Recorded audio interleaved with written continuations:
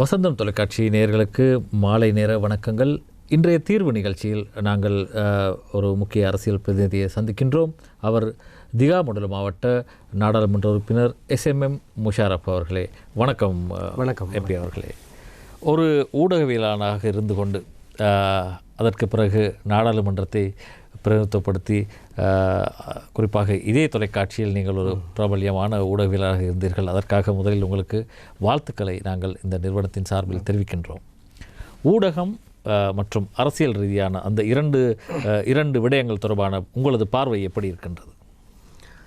நன்றி. என்னை இந்த நிகழ்ச்சிக்கு அழைத்தமைக்கு நான் நினைக்கின்றேன், அரசியல்வாதியாக பாராளுமன்ற பிரவேசத்திற்கு பிறகு முதலாவது நிகழ்ச்சியில் நான் கலந்து கொள்கிறேன்.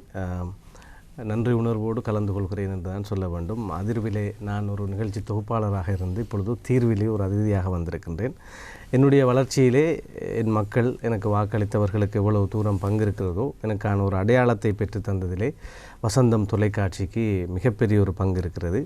எங்கிருந்தாலும் எம் இதயத்திற்குள் இந்த தொலைக்காட்சியும் இந்த அலைவரிசையும் எப்போதும் இருக்கும். எனவே என்னுடைய நன்றியை நான் முதலாவதாக என்னுடைய வளர்ச்சி பாதையில் மைல்கல்லாக இருந்து இந்த தொலைக்காட்சி சேவைக்கும் இங்கு பணிபுரிகின்ற அத்தனை ஊழியர்களுக்கும் என்னுடைய நன்றியை முதலிலே நான் சமர்ப்பிக்கின்றேன். உங்களுடைய கேள்வி, அரசியல்வாதியாக இப்பொழுது இருக்கின்றேன், ஊடகவியலாளராக இருந்து வந்திருக்கின்றேன். உண்மையிலே ஊடகவியலாளராக இருக்கிற போது கேள்விகளை நாம் நிறைய தொடுத்திருந்தோம். அந்த கேள்விகளுக்கான பதிலில் திருப்தியான பதில்கள் சிலவற்றில் கிடைத்திருக்கின்றன, சிலவற்றிற்கு பதில்கள் கிடைக்கவில்லை. இவை எல்லாவற்றையும் தாண்டி எம் சமூகத்தினுடைய ஒரு பிரதிநிதியாக பதில்களை பெற வேண்டும் என்ற நோக்கிலே நாம் பாராளுமன்றத்திற்குள் அரசியல்வாதியாக பிரவேசித்திருக்கிறோம்.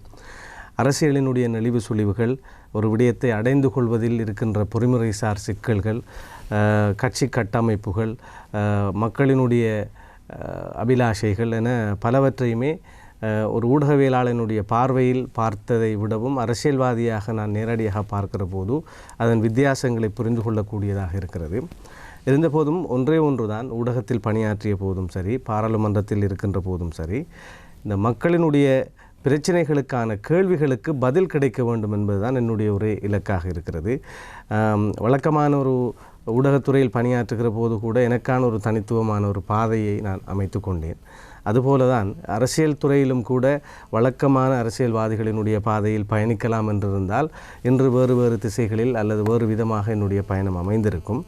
என்னுடைய அரசியல் ரீதியான ஒரு இலக்கும் என்னுடைய அனைத்து கேள்விகளுக்குமான ஒரு பதிலாக இருக்க வேண்டும், அல்லது இந்த மக்களினுடைய பிரச்சனைகள் என நாம் அடையாளம் கண்டு தசாப்தங்களாக இவைகள் நடைபெறவில்லை என்பதாக ஏக்கம் கொண்டு கேள்விகள் தொடுத்து விரக்தி உற்ற நமக்கு நாமும் இதே போன்றதான காலம் கடத்தும் அரசியலை செய்துவிடக்கூடாது. எப்படியேனும் நம்மால் முடிந்த தீர்வினை பெற்றுக் கொடுக்க வேண்டும். தீர்வே விடிவு என்பதுதான் என்னுடைய அரசியல் இலக்காக இருக்கிறது. இதிலே நம்மை மற்றவர்களுக்கு புரிய வைப்பதற்கான தருணங்கள் இப்பொழுது வாய்த்திருப்பதாகவே நான் கருதுகின்றேன். ஒரு தீர்க்கமான ஒரு தீர்மானம் எட்டப்பட்டதன் பின்னர் இன்றைய இந்த நிகழ்ச்சி அமைந்ததாக நான் கருதுகின்றேன். இன்றைய நிகழ்ச்சி கிட்டத்தட்ட வழக்கமான அந்த மக்களினுடைய பார்வையாளர்களினுடைய போக்குகளுக்கு அப்பால் நாம் எதை சிந்திக்க வேண்டும், ஒரு தேசம் குறித்து எங்களுடைய பார்வை எப்படி இருக்க வேண்டும், இங்கிருக்கின்ற நடைமுறை சார் பிரச்சனைகள் என்ன என்று ஒரு ஆழ்ந்த அறிவார்ந்த ஒரு கலந்துரையாடலாக இது அமைய வேண்டும் என்று நான் பிரார்த்திக்கின்றேன். உங்களிடமும் நான் அதனை வேண்டுகோளாக விடுக்கின்றேன். ஆமாம், நாங்கள் தொடர்ந்து பேசுவோம். அதற்கு முதல் தொலைபேசி இலக்கத்தை அறிவித்துட்டு வருகின்றேன். 0112273263 0112279608. நாங்கள் பல விடயங்களை பேசுவதற்கு முன்னர் நாடாளுமன்றத்தில் அந்த 20ஆம் திருத்தத்திற்கு நீங்கள் வழங்கிய ஆதரவுக்கு பின்னர் ஒரு சர்ச்சை மக்கள் மத்தியில் நிலவுகின்றது. நீங்கள் ஆளுங்கட்சியை பிரதிநிதித்துவப்படுத்துகிறீர்களா அல்லது எதிர்க்கட்சியை பிரதிநிதித்துவப்படுத்துகிறீர்களா என்று அது சம்பந்தமான ஒரு சிறிய விளக்கத்தை நீங்கள் தந்தால். 20வது திருத்தத்திற்கு அல்ல, 20வது திருத்தத்திற்கான வாக்கெடுப்பில் நான் எதிர்த்து வாக்களித்திருந்தேன். 20வது திருத்தில் ஒரு பிரிவாக இருந்த இரட்டை பிரஜா உரிமைக்கான ஒரு வாக்கெடுப்பின் போது தான் நான் என்னுடைய ஆதரவை தெரிவித்திருந்தேன். பாராளுமன்றத்திலே இரட்டை பிரஜா உரிமைக்கு 157 வாக்குகள் கிடைத்திருந்தன. 20வது திருத்தம் 156 வாக்குகள் கொண்டு நிறைவேற்றப்பட்டன. அந்த இரட்டை பிரஜா உரிமை என்கின்ற ஒரு தனி க்ளோஸ் அது மேலதிக ஒரு வாக்கினை பெற்றுக்கொண்டது. இரட்டை பிரஜா உரிமைக்கு ஏன் நீங்கள் ஆதரவு கொடுத்தீர்கள் என்று கேட்டால் என்னிடம் நியாயமான பல கருத்துக்கள் கேள்விகள் இருக்கின்றன. எமது முஸ்லிம் தமிழ் சமூகத்திலும் கூட பலர் இப்பொழுது புலம்பெயர் தேசங்களில் வாழ்ந்து கொண்டிருக்கின்றார்கள். இவ்வாறான புலம்பெயர் தேசங்களில் இருப்பவர்கள் நாளை இங்கு வந்து தங்களுடைய அரசியல் பிரவேசத்தை ஒரு பாராளுமன்றத்தில் மேற்கொள்வதற்கு இந்த இரட்டை பிரஜா உரிமை தொடர்பான இந்த வாக்கெடுப்பு நமக்கு உதவி செய்யும் என்கின்ற ஒரு நோக்கம் இருந்தது. அது மாத்திரமல்லாமல் இன்று இருக்கின்ற நாங்கள் வெளிப்படையாக பேசுவதாக இருந்தால் நடைமுறை அரசியல் சூழலிலே ஒரு பெரும்பான்மை பலம் பெற்று ஒரு அரசாங்கம் அமைந்திருக்கிறது, ஸ்ரீலங்கா பொதுஜன பெரமுன. இந்த ஆட்சிக்குள் 20வது திருத்தம் என்கின்ற குளோஸ் வந்ததன் கூடிய அடிப்படையே இப்பொழுது நிதி அமைச்சராக இருப்பவர் உள்ளே வருவதற்கான ஒரு வாயிற்கதவை திறந்து விடுவது தான். நாம் வெளிப்படையாகவே பேசலாம். என்னை பொறுத்தளவிலே நான் பாராளுமன்றத்திற்குள் பார்த்தேன், பசில் ராஜபக்ச என்கின்ற ஒரு நபர் இன்று இதற்கு முன்பும் அரசியலில் நாங்கள் கண்டிருக்கின்றோம், வடக்கின் வசந்தம் கிழக்கின் உதயம் என சிறுபான்மை சமூகத்தை மரவணைத்த ஒரு பல்லின சமூகத்தை ஒன்றிணைத்து பயணிக்கின்ற ஒரு பார்வை கொண்டவராக இருக்கிறார். எனக்கு இந்த 20வது திருத்தத்தினுடைய ஒரு சரத்துக்கு வாக்களித்தது தொடர்பாக தெளிவான தீர்க்கமான ஒரு பதில் இருக்கிறது. நான் வெறுமனே வாக்களிக்கவில்லை, நான் 20க்கு வாக்களித்தேன் என்று மொட்டையாக யாரும் சொல்லக்கூடாது. என்னுடைய அந்த இரட்டை பிரஜா உரிமைக்கான வாக்களிப்பு என்பது மிக தீர்க்கமான ஒரு வாக்களிப்பு. இன்று நடக்கின்ற அரசியல் மாற்றம் அந்த வாக்கெடுப்பை ஒட்டியதாகவே நீங்கள் பார்க்கக்கூடியதாக இருக்கும். ஆரம்பத்திலே 20வது திருத்தத்துக்கு முன்பு வரையிலும் 20ற்கான எதிர்ப்பு இந்த ஆளுங்கட்சிக்குள்ளே யாரிடமிருந்து கிளம்பியது என்று பார்த்தால் உங்களுக்கு தெரிந்திருக்கும். எனவே அவர்களுடைய அஜெண்டாக்கள், அவர்கள் இந்த ஆட்சியை எப்படி கொண்டு செல்ல வேண்டும் என்று தீர்மானித்தார்களோ அதற்கு ஒரு நேர்முரணாக இப்பொழுது இருக்கிற நிதி அமைச்சர் இருந்து விடுவார் என்ற ஒரு பார்வை அவர்களிடம் இருந்தது. ஆனால் ஒரு சிறுபான்மை பிரதிநிதியாக எனக்கு இவரை போன்றவர்கள் வந்தால் இந்த நாட்டை நாம் கட்டியெழுப்புவதற்கு அனைத்து இனங்களையும் ஒன்றுபடுத்தி கொண்டு செல்வதற்கு ஒரு வாய்ப்பாக அமையும் என்ற ஒரு தெளிவான ஒரு பார்வை இருந்தது. இப்போதும் சொல்கிற ஒரு பதிலும் அதுதான். இந்த நாடு ஏன் இப்படி இருக்கிறது என்று நாம் யோசித்து கவலை உறுகிறோம். நாங்கள் கடந்த ஆட்சி, இந்த ஆட்சி என்று எல்லா வகையான ஆட்சிகளை எடுத்து பார்த்தாலும் எங்களுக்குள் ஏற்பட்டிருக்கின்ற ஒரு மிகப்பெரிய ஒரு பலகீனம் என்னவென்றால், இந்த நாட்டை ஒரு சமூக எங்களுக்கிடையில் ஒரு பிளவற்ற ஒரு இன நல்லிணக்கம் மிக்க ஒரு தேசமாக கட்டியெழுப்புவதனூடாக மட்டுமே கட்டியெழுப்ப முடியும் என்பது ஒருத்தருக்கும் புரியாமல் இருக்கிறது. லீ குவான் யூ அவர் அன்றைய காலகட்டத்திலே சொன்னார், அதோ அந்த நாட்டை பாருங்கள், எவ்வளவு ஒற்றுமையாக எல்லோருமாக இணைந்து ஒரு சொர்க்கமாக அந்த நாட்டை வழிநடத்துகிறார்கள், அதுதான் எமது கனவு தேசமாக இருக்கட்டும் என்றொரு பதிலை சொன்னார். இப்பொழுது எல்லோருமே அரசியல்வாதிகள், பொருளாதார நிபுணர்கள் எல்லாம் சொல்வதுண்டு, இலங்கையை பார்த்து ஒரு காலகட்டத்திலே லீ குவான் யூ அவர்கள் இலங்கை போன்று வர வேண்டும் என்றார்கள், அவ்வளவு பொருளாதார வளர்ச்சியில் நாம் இருந்தோம் என்ற ஒரு கருத்தை சொல்வார்கள். அது உண்மைதான். ஆனால் பொருளாதார வளர்ச்சி என்பதை பார்க்க அவர் மிகையாக சொன்னது இதே வார்த்தைகளை தான் சொன்னார். அந்த தேசத்தை பாருங்கள், எல்லா சமூகமும் ஒன்றிணைந்து இந்த சமூகங்களுக்கு இடையில் ஒரு இணக்கத்தை உண்டாக்கி ஒரு சொர்க்கமாக அந்த நாட்டை வழி நடத்துகிறார்கள், அது நமது கனவு தேசமாக இருக்க வேண்டும் என்று சொன்னார்.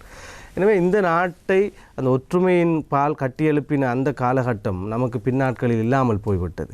இன்றும் நாங்கள் ஏன் ஒரு சிங்கப்பூராக, ஒரு வளர்ச்சி அடைந்த ஒரு தேசமாக, ஒரு பொருளாதார முன்னேற்றம் கண்ட ஒரு தேசமாக இல்லாமல் இருப்பதற்கான அடிப்படையே ஒரு சகல இனங்களையும் ஒன்றுபடுத்துகிற அந்த ரீகன்சிலியேஷன், இன நல்லிணக்கம் பற்றிய பார்வை அரசியல் தலைமைகளுக்கு இல்லை என்கின்ற ஒரு கவலை இருக்கிறது. இந்த அரசாங்கத்திற்குள்ளும் பலர் மீது இருக்கிறது, இதற்கு முன்பிருந்த அரசாங்கத்திற்கு இதே நிலைப்பாடு. நீங்கள் பொது தேர்தலுக்கு முன்னரும் இதே நிலைப்பாடில் இருந்தீர்களா, அல்லது தேர்தலுக்கு பிறகு இந்த அரசாங்கம் பெரும்பான்மை எடுத்து விட்டது எனவே இவர்களுடன் செல்ல வேண்டும் என்ற ஒரு நிலை? அந்த நிலைப்பாடு நீங்கள் சொல்கிற யதார்த்தங்கள் இருக்கிறது தான். நாம் இப்பொழுது நாங்கள் எல்லோரும் விரும்புவோம் அல்லது விரும்பாமல் விடுவோம், எங்களுடைய ஆதரவை கொடுக்கலாம், கொடுக்காமல் விடலாம். ஆனால் ஒரு நாட்டினுடைய ஜனாதிபதி, ஒரு பிரதமர் வந்ததன் பிற்பாடு நான் ஆதரவு கொடுக்கவில்லை என்பதற்காக அவர் ஜனாதிபதியாக இல்லாமல் போகவும் முடியாது. இவர்கள் வரக்கூடாது என்பதுதான் உங்களது நிச்சயமாக அதில் மிக தெளிவான ஒரு பார்வை இருந்தது. அதாவது இப்போதும் நாம் சொல்கிறோம், நான் இப்பொழுது சொல்கிற பதிலும் அதுதான். இந்த அரசாங்கத்திற்குள் ஒரு இனவாத ரீதியான ஒரு போக்குடனே இந்த அரசாங்கம் தொடர்ந்து கொண்டு செல்கின்ற நிகழ்ச்சி திட்டத்தோடு இருக்குமாக இருந்தால் அரசாங்கமும் பிழைக்காது. மிக வெளிப்படையான கருத்து எனக்கு. இந்த நாடு முன்னேறாது. அது மிக தெளிவான ஒரு பார்வை. அந்த நிலை மாற வேண்டும், அதற்கான ஏதுக்கள் தோன்ற வேண்டும் என்பதற்கான ஒரு புள்ளியாக எனக்கு நிதி அமைச்சர் பசில் ராஜபக்ச அவர்கள் தெரிந்தார். இந்த அரசாங்கத்திற்குள் இன நல்லிணக்கம் மிகுந்த சமூகத்தோடு இந்த நாட்டிற்கு நல்ல பொருளாதார நோக்கம் கொண்டவர்களும் பலர் இருக்கிறார்கள். அதே சமயத்திலே இன ரீதியான ஒரு பிளவுபடுத்தலுக்கூடாகவே நம்முடைய ஆட்சி நகர்ந்து செல்ல வேண்டும் என்ற நோக்கம் கொண்டவர்களும் இருக்கிறார்கள். அதில் நான் மிக தெளிவாக இருக்கிறேன். இப்பொழுது ஒரு ஆட்சி வந்துவிட்டது. இது என்னுடைய இந்த கருத்து நான் இருக்கின்ற இந்த அரசியல் இருப்பு என்பது மீள் வாசிக்கப்பட வேண்டிய ஒன்றாக இருக்கிறது. பல பேர் என்னுடைய கருத்துக்களை விமர்சிக்க முடியும், என்னை திட்ட முடியும், எனக்கு ஏச முடியும், என்னை பாராட்ட முடியும். ஆனால் ஒரு உரையாடல் களத்தை திறந்துவிட வேண்டும் இந்த சமூகத்துக்குள் என்கின்ற ஒரு முனைப்போடு தான் நான் என்னுடைய தீர்மானங்களில். அதாவது இது உங்களது கட்சி ரீதியான முடிவல்ல, கட்சியில் என்னுடைய தனிப்பட்ட கருத்துக்களாக நான் சொல்கிறேன். நீங்கள் ஒரு உதாரணத்தை உங்களுக்கு சொல்லலாம். இந்த கடந்த மாதுலுவாவ சோபித தேரர் தலைமையிலே நல்லாட்சி, குட் கவர்னன்ஸ் என்கின்ற ஒரு வார்த்தையை நாங்கள் அறிமுகப்படுத்துகிறோம். இலங்கையில் இருக்கின்ற அரசியல் கட்சிகளில் பல கட்சிகள், சிவில் சமூக இயக்கங்களில் பல இயக்கங்கள் ஒரு பௌத்த பிக்குவை முன்னிறுத்தி எல்லோருமாக சேர்ந்து ஒரு குட் கவர்னன்ஸ் என்கின்ற ஒரு அழகான ஒரு ஆட்சி மாற்றத்தை கொண்டு வந்து கொடுத்தோம். அந்த ஆட்சி மாற்றம் தந்த விளைவுகள் தான் என்ன? நமக்கு அந்த ஆட்சி மாற்றம் நம்முடைய அத்தனை நம்பிக்கைகள், ஒரு சேஞ்ச் என்கிற ஒரு வார்த்தை இந்த நாட்டில் ஏற்பட போகிறது, ஒரு நாடு அபிவிருத்தி காணப்போகிறது, ஒரு இனநலனிணக்கம் ஏற்பட போகிறது என்று அத்தனை நம்பிக்கைகளையும் தவிடுபொடியாக்கியது அந்த நல்லாட்சியினுடைய போக்கு. அதிலே ஒரு ஸ்திரத்தன்மை இருக்கவில்லை. ஜனாதிபதியினுடைய அதிகாரம் ஒரு புறம், பிரதமரினுடைய அதிகாரம் இன்னொரு புறம். இந்த அதிகார சமநிலையின் காரணமாக ஒரு பெரிய ஈஸ்டர் தாக்குதல் நடக்கிறது. தாக்குதலுக்கான சூத்திரதாரிகள் சொல்லப்படவில்லை. அதைவிடவும் மிக முக்கியம், ஆட்சியை கொடுத்து குறிப்பிட்ட நாட்களுக்குள்ளேயே பிணைமுறி என்ற ஒரு பெரும் பொருளாதார மோசடி நடக்கிறது. நான் என்ன சொல்ல வரேன், நல்லாட்சியில் கூட உங்களது அந்த காலகட்டத்தில் முஸ்லிம் பள்ளிவாசல்களில் இருந்த சிறு ஆயுதங்களை கூட பெரும் ஆயுதங்களாக பிரகடனப்படும். அப்பொழுது அமைச்சர்மார் என்னுடைய பதிலை சொல்கிறேன். அந்த காலத்திலே கூட நாம் ஒரு விடிவை காணவில்லை. ஒரு இலட்சிய இலங்கையை எங்களால் கட்டியெழுப்ப முடியவில்லை. சரியம் சிறுபான்மை சமூகத்தினுடைய பிரச்சனைகளை சமநிலைப்படுத்தக்கூடியதாக முடிந்ததா என்றால் மிகப்பெரிய இக்கட்டுக்குள் நாங்கள் மாட்டிவிட்டோம். எனவே என்னுடைய கருத்து என்னவென்றால், இந்த நாட்டில் ஆட்சி மாற்றத்தை ஏற்படுத்துவது என்பது ஆளும் எதிர்க்கட்சிக்கு தேவையானதாக இருக்கலாம். ஆனால் சிறுபான்மை சமூகத்துக்கான பாதுகாப்பு உத்தரவாதம் கிடைக்க தமிழ் சமூகத்தை நாம் எடுத்து பார்த்தால் 2000 மஹிந்த ராஜபக்சவினுடைய ஆட்சி காலகட்டத்திலே அவர்களுடைய சர்வதேச கொள்கை பெரும்பாலும் சீன சார்பு நிலைப்பாடோடு இருந்ததால் 2012 இலங்கைக்கு எதிரான மிக வன்மமான தீர்மானங்களை அமெரிக்கா கொண்டு வருகிறது சர்வதேச அரசியல். 2015 நல்லாட்சி வந்தவுடன் ரணில் விக்ரமசிங்கே தலைமையிலான இந்த அரசாங்கம் மேற்கத்து நாடுகளோடு மிக நெருக்கமான உறவுகளை கொண்டிருப்பதால் தமிழ் மக்கள் நம்பிக்கொண்டிருந்த அமெரிக்கா எங்களை காப்பாற்றும் என்று நம்பிக்கொண்டிருந்தோம். ஆனால் தமிழ் மக்களை அப்படியே கைவிட்டு இணை அனுசரணையாளராக இலங்கையை சேர்த்துக்கொண்டு காலம் கடத்தப்படுகிறது. இப்பொழுது 2020 வந்திருக்கிற ஆட்சி அமெரிக்கா இந்தியா சார்பு நிலையை விட சீன சார்பாக இருப்பதால் மிக இறுக்கமான ஒரு சூழலை இந்த அரசாங்கத்துக்கு ஏற்படுத்த மேற்கத்திய நாடுகள் தீர்மானிக்கின்றன. ஆனால் அதிலே ஏதோ ஒரு சமநிலை ஏற்பட்டு சில ஒப்பந்தங்களுக்கு கூட அவர்களுக்குமான கதவுகள் இங்கே திறக்கப்படுமாக இருந்தால் அந்த இறுக்கம் இல்லாமல் போகும். அதைத்தான் நான் நிதியமைச்சரினுடைய வருகைக்கு பின்னர் நீங்கள் பார்த்திருந்தால் 2-3 மாதங்களுக்கு முன்பு எதிர்க்கட்சி தலைவரை ஐக்கிய அமெரிக்காவினுடைய வெளிநாட்டு தூதுவர்கள், டிப்ளோமேட்ஸ், அதே போன்று ஐரோப்பிய யூனியனுடைய டிப்ளோமேட்ஸ் என பலருமே சந்தித்திருந்தார்கள். ஒட்டுமொத்தமாக 9 பிரதிநிதிகள். நிதியமைச்சராக பெசில் ராஜபக்ச அவர்கள் வருகை தந்ததன் பிற்பாடு அதே பிரதிநிதிகள் மீண்டும் பெசில் ராஜபக்ச அவர்களை போய் சந்திக்கிறார்கள். எனவே இந்த நாட்டின் இந்த அரசாங்கத்தில் ஏற்பட்டிருக்கிற ஒரு அரசியல் கொள்கை சார் மாற்றமாக இந்த நிதியமைச்சரினுடைய வருகை தனியே சீனா சார்பாக இந்த நாடு இல்லாமல் ஒரு அணிசேரா நாடாக மீண்டும் என்னை நிலைநிறுத்திக் கொள்வதற்கு ஊற்றுவாயாக நிதியமைச்சர் பெசில் ராஜபக்ச இருப்பார் என்பதுதான் என்னுடைய டுவெல் சிட்டிசன்ஷிப் வாக்கெடுப்பினுடைய நோக்கம். அதை நீங்கள் இப்பொழுது பார்க்கக்கூடியதாக நீங்கள் கூறுவது, இப்பொழுது நீங்கள் தனி முஷாரஃப் எம்பி என்ற ஒருவரின் அந்த அரசாங்கத்திற்கான ஆதரவு இவர்களின் இந்த நீங்கள் கூறும் ஏற்கனவே உள்ள இந்த அரசாங்கங்களின் இன ரீதியான அல்லது இனவாத போக்குகளை மாற்றுமா? இல்லை, அப்படி சொல்லவில்லை. நாம் அது மாற்றுமா இது மாற்றாதா என்று நான் அரசாங்கத்திற்கான ஆதரவு என்று நீங்கள் தனியாக எடுத்துக்கொள்ள முடியாது. போர்ட் சிட்டி பில் வருகிற போது நான் எதிர்த்து வாக்களித்திருக்கிறேன். வரவு செலவு திட்டத்தை எதிர்த்து வாக்களித்திருக்கிறேன். 20வது திருத்தத்தை எதிர்த்து வாக்களித்திருக்கிறேன். அதே போன்று இப்போ கடைசியாக வந்த நம்பிக்கையில்லா பிரேரணை ஆதரித்து வாக்களித்திருக்கிறேன். என்னுடைய முடிவுகள் நான் ஆதரவாக இருக்கிறேன் எதிராக இருக்கிறேன் என்பதற்கெல்லாம் அப்பால் என்னுடைய பாதையிலே நான் இப்படி லீ குவான் யூவை மீண்டும் நான் உங்களுக்கு உதாரணத்துக்கு எடுத்து சொல்கிறேன். லீ குவான் யூ அவர்கள் மக்களை நோக்கி சொன்னார், உங்களுக்கு உண்பதற்கான உணவும் உங்களுடைய வாழ்வை மேம்படுத்துவதற்கான ஒரு வேலையும் அதே போன்று உங்களுக்கு நிம்மதியாக இருப்பதற்கான ஒரு சூழலும் உழைக்கக்கூடிய சாத்தியமும் இருக்குமாக இருந்தால் அதுவே நான் முதன்மையாக கொண்டு நான் உருவாக்க நினைக்கின்றேன். மனித உரிமை, கொள்கை சார் விடயங்கள் இவையெல்லாம் ஒரு பக்கமாக இருக்கட்டும், அது காலம் தீர்மானிக்கட்டும். அப்படி அல்ல. இப்பொழுது முஸ்லிம்களின் கடந்த காலங்களில் அவர்களது ஜனாசாக்கள் எரிக்கப்பட்டன. எனவே மனித உரிமைகள் இல்லாத ஒரு பொருளாதார அபிவிருத்தி எந்தளவு சாத்தியம்? இல்லை, என்னுடைய கேள்விக்கு பதிலை சொல்ல விடுங்கள். நீங்கள் நான் சொல்ல வர விஷயம் என்னவென்றால், அவர் ஏன் அதை சொன்னார் என்றால், நான் வந்திருக்கிற பிராந்தியத்தில் இருந்து நான் கிட்டத்தட்ட 7 தசாப்தங்களுக்கு மேலாக ஒரு பிரதிநிதி இல்லாமல் இருந்த ஒரு பிரதேசத்திலிருந்து வந்தவன் நான். என்னுடைய வீட்டில் கூட ஒரு 20 நிமிடம் தான் ஒரு நாளைக்கு அல்லது 1 மணித்தேலம் தான் தண்ணீர் கிடைக்கும் என்னுடைய வீட்டில் கூட. அந்த ஊரிலே குடிப்பதற்கான தண்ணீர் ஒரு பெரும் பிரச்சனை. அந்த ஊரிலே விவசாயத்துக்கு காணிகள் 15,000 17,000 ஏக்கர் இருந்தாலும் ஒரு போகம் கூட வானம் மழையை நம்பித்தான் பயிர் செய்கின்ற நிலைமை அந்த மக்களுக்கு இருக்கிறது. இப்படி இந்த அடிப்படையான தேவைகள் எல்லாவற்றிலுமே குறைபாடுகள். நீங்கள் எங்கு திரும்பினாலும் காணி பிரச்சனை, பூமி பிரச்சனை, பௌத்தமயமாக்கல் நெருக்கடி என்று பல்வேறு பிரச்சனைகள் சூழ்ந்த ஒரு பிரதேசத்திலிருந்து ஒரு பிரதிநிதியாக வந்தவன்.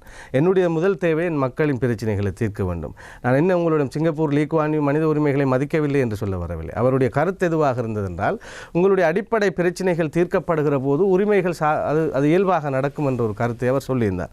உரிமை அரசியலுக்கு முரணானவனாக நான் சொல்ல, என்னுடைய பிரச்சனைகளே உரிமை அரசியல் தான். என்னுடைய பிராந்தியத்திலே நான் சொல்கிற இந்த பௌத்த மேலாதிக்கத்தினுடைய நெருக்கடிகள் என்பவையோ அல்லது நான் சொல்கிற இந்த காணி பிரச்சனைகள் என்பவையோ உரிமைசார் விடயம்தான். குடிப்பதற்கான நீர் என்பது உரிமை பிரச்சனை அல்ல என்று யாரும் மறுத்துவிட முடியாது. உயிர் வாழ்வதற்கான உரிமை என்பது அரசியல் யாப்பிலே தெளிவுபடுத்தப்பட்ட ஒரு விஷயம். இன்றைக்கு நாங்கள் எப்படி பார்க்குறது என்றால், வெறுமனே 2-3 விடயங்களை உரிமை என்று நினைத்து கொண்டு ஒருவன் தொழில் செய்வதற்கு, அவன் நிம்மதியாக உறங்குவதற்கு, அவன் வாழ்வதற்கான உரிமையை பற்றி எதுவும் எம்முடைய அரசியல் யாப்பு வாழ்வதற்கான உரிமையை ஒரு அடிப்படை உரிமையாக குறிப்பிட்டு சொல்லவில்லை. அதனுடைய பின்விளைவாக கூட இது இருக்கும். பங்களாதேஷிலே, பாகிஸ்தானிலே நாடுகளை போய் இந்தியாவெல்லாம் எடுத்து பார்த்தால் ரைட் டு லைவ் என்பது ஒரு அடிப்படை உரிமையாக இருக்கும். எனவே அவைகளை பற்றி பேசாமல் இன்று இருக்கின்ற ஒரு எதிர்பார்ப்பு என்னவாக இருக்கிறது என்றால், ஒன்றில் பிளாக் அண்ட் ஒயிட்டாக பார்க்கிறார்கள். அரசாங்கம் எதை கொண்டு வந்தாலும் எதிர்ப்பது. அதே போன்று எதிர்த்தரப்பென்றால் எல்லாவற்றையும் எதிர்ப்பது, ஆளும் தரப்பென்றால் அது செய்கிற எல்லாம் சரி என்று சொல்கிற ஒரு நிலைமை. இந்த மாமூல அரசியல் முறைமைக்கு நான் முரணானவன். நான் இப்பொழுது இந்த கட்சி சரியானது, அரசாங்கம் மிகச்சிறந்த அரசாங்கம் என்றெல்லாம் பேச வரவும் இல்லை. என்னுடைய நோக்கமும் அல்ல, என்னுடைய தேவையும் அதுவல்ல. நான் சொல்ல வருகிற விடயம், இப்பொழுது இந்த கோவிட் சிச்சுவேஷனை நீங்கள் பாருங்கள். இந்த கோவிட் நிலைமை மிக நெருக்கடியான ஒரு நிலைமை. ஆமாம் எம்பி அவர்கள், நாங்கள் கோவிட் விடயங்கள் பற்றி பேசுவோம். அதற்கு முன்னர் தொலைபேசி இலக்கத்தை மீண்டும் ஒரு முறை அறிய தருகின்றேன். 0112773263 0112796078. மிக முக்கிய பிரச்சனை ஒன்று இங்கே முகநூலில் கூட ஃபேஸ்புக்கில் கேட்கப்படுகின்றது. ரிஷாட் பொதுயுதீன் அவர்கள் உங்களது இந்த வளர்ச்சிக்கு, இந்த இடத்திற்கு வருவதற்கு ஒரு பிரதான காரணகர்த்தா. அவர் தனக்கொரு அந்த சிறுமி இஷாலினியின் பிரச்சனையோ அல்லது உயிர்த்த ஞாயிறு தின தாக்குதல் சம்பந்தமான விசாரணைகள் குறித்தோ நாடாளுமன்றத்தில் பேசும்போது அவரது கட்சியைச் சேர்ந்த ஒரு எம்பிக்கள் கூட அவருக்கு ஆதரவாக எழுந்து பேசுவதில்லை, அல்லது அவருக்கு எதிரான குரல்கள் வரும்போது கூட யாரும் ஒரு பக்கத்தில் நின்று துணை இருப்பதாக கூட அவர் ஒரு தனித்து விடப்பட்டுள்ளார். ஏன் இது? இந்த கேள்வி எனக்கு கவலை என்னவென்றால், இந்த கேள்வியை சாதாரணமானவர்கள் மட்டும் கேட்பதில்லை. படித்தவர்கள், முதுமானிகள் கூட சில நேரங்களிலே முகப்புத்தகத்தில் எழுதுகிறார்கள். முதல் பாராளுமன்றத்தினுடைய முறைமை சில பேருக்கு புரிய வேண்டும். பாராளுமன்றத்தில் எமது கட்சி தலைவர் பற்றி பேசவில்லை என்ற கருத்தை முரணாது. நான் என்னுடைய காணொளிகள் உங்களுக்கு ஒரு 5-6 காணொளிகளை அனுப்ப முடியும். பிரதம மந்திரி இருக்கிற போது கூட வேறு சில 2 கட்சிகளுக்கு இடையில் எமது தலைவரை மையப்படுத்தி உரையாடல்கள் சென்ற போது நான் மறுத்து பேசியிருக்கிறேன். எல்லா சந்தர்ப்பத்திலும் எல்லோரும் பேசுவார்கள் என்று பாராளுமன்ற நடைமுறையில் எதிர்பார்க்க முடியாது. ஒருவருக்கு வழங்கப்படுகிற பேச்சாக்கான நேரத்தில் பேசலாம். நேற்று கூட நாடாளுமன்றத்தில் நாங்கள் உங்களுக்கு காட்டலாம் அந்த நேற்று நடந்த ஒரு விவாதத்தை. இப்பொழுது நாங்கள் பார்த்துவிட்டு பேசுவோம். வருணி எனும் போலீஸ் அதிகாரிக்கு எதிராக எஃப்ஆர் காணப்படுகிறது. இவ்வாறு குற்றஞ்சாட்டப்பட்டுள்ள மாத்தறை பகுதியைச் சேர்ந்த அதிகாரியை அழைத்து வந்து எனது வீட்டில் இடம்பெற்ற சம்பவம் தொடர்பாக விசாரணைகளை முன்னெடுக்கின்றன. என்னுடைய தயவு செய்து இதற்கு இடமளிக்காதீர்கள். இவரது மைத்துனர் தொடர்பில் இங்கு கதைக்கிறார். இவரின் வீட்டுக்குள்ளேயே சிறுமியொருவர் உயிரிழந்துள்ளார். துஷ்பிரயோகம் செய்ததாக குற்றச்சாட்டு இருக்கிறது. அவர் தவறிழைக்காதவர் என்பதை ஒப்பிப்பதற்கு பாராளுமன்ற வரப்பிரசாதங்களை பயன்படுத்துகிறார். இந்த அரசாங்கம் அரசியல் பழிவாங்கல் செய்வதாக அவர் கூற முயற்சிக்கிறார். பாராளுமன்றத்துக்குள் இவ்வாறானவற்றை செய்வதற்கு இடமளிக்க முடியாது. உங்கள் வீட்டுக்குள் அத்தனை குற்றச் செயல்களையும் அரங்கேற்றிவிட்டு நீதிமன்றம் சொல்ல வேண்டியவற்றை இங்கு வந்து சொல்ல வேண்டாம். தயவு செய்து பேசாமல் இருங்கள். நீங்கள் செய்தவை எல்லாம் எமக்கு தெரியும். மதிப்புக்குரிய சபாநாயகர் அவர்களே, இதற்கு பாராளுமன்றத்தில் ஒருபோதும் இடமளிக்க முடியாது. රිෂාඩ් ඇමතුමාගේ නඩුව සම්බන්ධයෙන් තාම චෝදනා පත්‍රයක් මෙතුමාට ඉදිරිපත් කළේ නැහැ. බී රිපෝට් විතරයි. ඔබතුමා තවත් එතුමා කාලේ නාස්ති කරන්නේ නැතුව ඔබතුමා කරුණාකරලා ඔබතුමා කතානායකතුමා අපේ පොලිස් සේවයේ හිටපු කීර්තිමත් නිලධාරී சபாநாயகர் அவர்களே, எமது போலீஸ் சேவையில் கடமையாற்றும் கீர்த்திமிக்க அதிகாரிதான் வருணி போகவத் என்பவர். இந்த துறையில் தேர்ச்சி பெற்ற ஒரு அதிகாரிதான் இந்த விசாரணைக்காக நியமிக்கப்பட்டுள்ளார். அதனால் இந்த உயரிய சபையின் வரப்பிரசாதங்களை பயன்படுத்தி அந்த அதிகாரிக்கு பாதிப்பை ஏற்படுத்துவதை தடுக்குமாறு கோருகிறேன். நீங்கள் ஒரு சட்டத்தரணி, நாடாளுமன்ற சிறப்புரிமைகளை கூட நன்கு அறிந்தவர் என்று நான் கருதுகிறேன். இங்கே இவர் பேசும்போது லக்ஷ்மண் கிரியல்ல அவர் ஒரு சிரேஷ்ட சட்டத்தரணி, ஜனாப சட்டத்தரணி, அவர் கூறுகிறார் இவர் நாடாளுமன்ற சிறப்புரிமைகளுக்கு கட்டுப்பட்டுத்தான் ரிஷாட் இவற்றை கூறுகின்றார், எனவே நீதிமன்றத்தை விமர்சிக்கவில்லை என்று. ஆனால் அவரது கட்சியை சார்ந்த எவருமே ஒரு பாயிண்ட் ஆஃப் ஆர்டர் எடுத்தோ அல்லது அவருக்கு ஆதரவாகவே நிற்கும் ஒரு நிலைமையை காணவில்லை. இல்லை, நீங்கள் புரிந்து கொள்ள வேண்டும். நேற்றைய தினம் இந்த அவருடைய உரை நிகழ்ந்த தருணத்தில் யாரும் நானும் இருக்கவில்லை, ஏனைய பாராளுமன்ற உறுப்பினர்கள் இருந்தார்களோ தெரியாது. இதற்கு முன்பு கட்சி தலைவர் பேசிய போது அருகில் நான் தான் இருந்தேன். இந்த கேள்வியை கேட்டவர்கள் முன்பு பேசுகிற போது அருகில் இருந்தார் என்று சொல்லவும் மாட்டார்கள். சீட் வெறுமையாக இருந்திருக்கு, போய் இருந்திருக்கார் என்று மாறி பேசுவார்கள். இந்த பிளேமிங் பொலிட்டிக்ஸுக்கு அப்பால் நான் ஒன்று சொல்லணும். இப்போ நீங்கள் ஒரு செய்தியை நீங்கள் ஒளிபரப்பினீர்கள். இந்த செய்தியிலும் ஒரு அரசியல் இருக்கிறது. இப்போ நீங்கள் போட்ட செய்தியில் கூட கட்சி தலைவரினுடைய கருத்து மிக அதிகமாக ஒளிபரப்பாகவில்லை. இல்லை, அது நாடாளுமன்றத்தில் அவர் நிறைய நியாயங்களை அந்த விடயத்தில் சொன்னார். ஆமாம், ஆனால் சபாநாயகருக்கு ஆளுங்கட்சியின் பிரதம கொறடா கூறுகிறார். கூறிய விடயம் என்னவென்றால் இவற்றில் தேவையற்றவற்றை நீக்கிவிடுங்கள் என்று கூறினார். அதற்கு பிறகுதான் நான் நினைக்கிறேன் அது சரி. நான் சொல்லுகிற விடயம் என்னவென்றால் எல்லாவற்றிலும் ஒரு பொலிட்டிக்ஸ் இருக்கிறது. நீங்கள் அமெரிக்காவில் ஒரு ஆட்சியை கொண்டு வருவதாக இருந்தால் ஒரு டிவி சேனல் மெயின் காரணமாக இருக்கும். இலங்கையிலே ஊடகம் தான் அரசியல் செய்கிறது. நான் அதற்காக என்னுடைய தாய் தொலைக்காட்சியை பற்றி குறை கூற வரவில்லை. இங்கே எல்லாவற்றிலும் அரசியல் இருக்கிறது. நீங்கள் அரசியல் ராஜபக்சவுக்கு அந்த ஒரு சிறிய ஆதரவை வழங்கியதிலும் ஒரு அரசியல் இருக்கிறது. அதில் மிகப்பெரிய அரசியல் இருக்குது, ஒரு சிறிய அரசியல் அல்ல. என்னுடைய முழு அரசியலும் அதில் தான் தங்கி இருக்குது. அதை சொல்ல வரவில்லை. எனது கட்சி தலைவரான ரிஷாட் பதியுதீன் அவர்கள் தான் என்னுடைய கட்சி தலைவர். இதற்கு முன்பு மாத்திரமல்ல, பின்பும் எப்போதுமே அவர் தான் என்னுடைய கட்சி தலைவர். அதில் மாற்று கருத்து இல்லை. என்னுடைய கட்சியாக அகில இலங்கை மக்கள் காங்கிரஸ் சார்பாக பாராளுமன்றத்திற்குள் நான் மாத்திரம்தான் இருக்கின்றேன். ஒரு தலைவருக்கும் கட்சிக்கும் எது விசுவாசமாக எதை செய்ய வேண்டுமோ நான் அதில் மிக தெளிவாக இருக்கிறேன். அரசியலில் எல்லாம் பேசி விளங்கப்படுத்த முடியாது. ஆனால் இந்த வகையறா கேள்விகள் அவர் பேசுகிற போது அருகில் இருந்தால் ஃப்ரீயாக இருந்துச்சு கதிர் அதில் வந்து உட்கார்ந்தார் என்று சொல்வது, யாருமே இல்லாத ஒரு தருணத்தில். இப்போ நீங்கள் பார்த்தீங்கன்னா அதுக்கு முன்பு நடந்த ஒரு விவாதத்தின் போது கூட லக்ஷ்மண் கிரியல் அவருக்கான ஒரு நேரம் ஒதுக்கப்பட்ட அந்த நேரத்தில் பேசுகிற போது அதிலே ரிஷாட் பதியுதீன் அவர்களுடைய பெயர் கூறப்படுகிறதோ பாயிண்ட் ஆஃப் ஆர்டர் என்பது தான் சார்ந்து ஒன்று பேசுகிற போது தான் பாயிண்ட் ஆஃப் ஆர்டர் என்று கேட்க முடியும். இப்பொழுது நீங்களும் இருக்கிறீர்கள், எமது தலைவரும் இருக்கிறார். தலைவர் சார்ந்து பேசப்படுகிற போது நான் பாய்ந்து பாயிண்ட் ஆஃப் ஆர்டர் சொல்ல முடியாது. இப்படி நிறைய பாராளுமன்றம் சார்ந்த சில விஷயங்கள் இருக்கிறது. நான் ஒரு முறை என்னுடைய கட்சி தலைவர் இல்லாத போது இவர்கள் இருவரும் பேசியதால் அந்த கட்சியினுடைய உறுப்பினர் என்ற அடிப்படையிலே நான் பாயிண்ட் ஆஃப் ஆர்டர் சொல்லி அதனை மறுத்து பேசியிருந்தேன். வேண்டுமென்றால் உங்களுக்கு காண்பிக்க முடியும். அதிலே பிரதமர் மஹிந்த ராஜபக்ச கூட அந்த நேரத்தில் அமர்ந்திருந்தார்.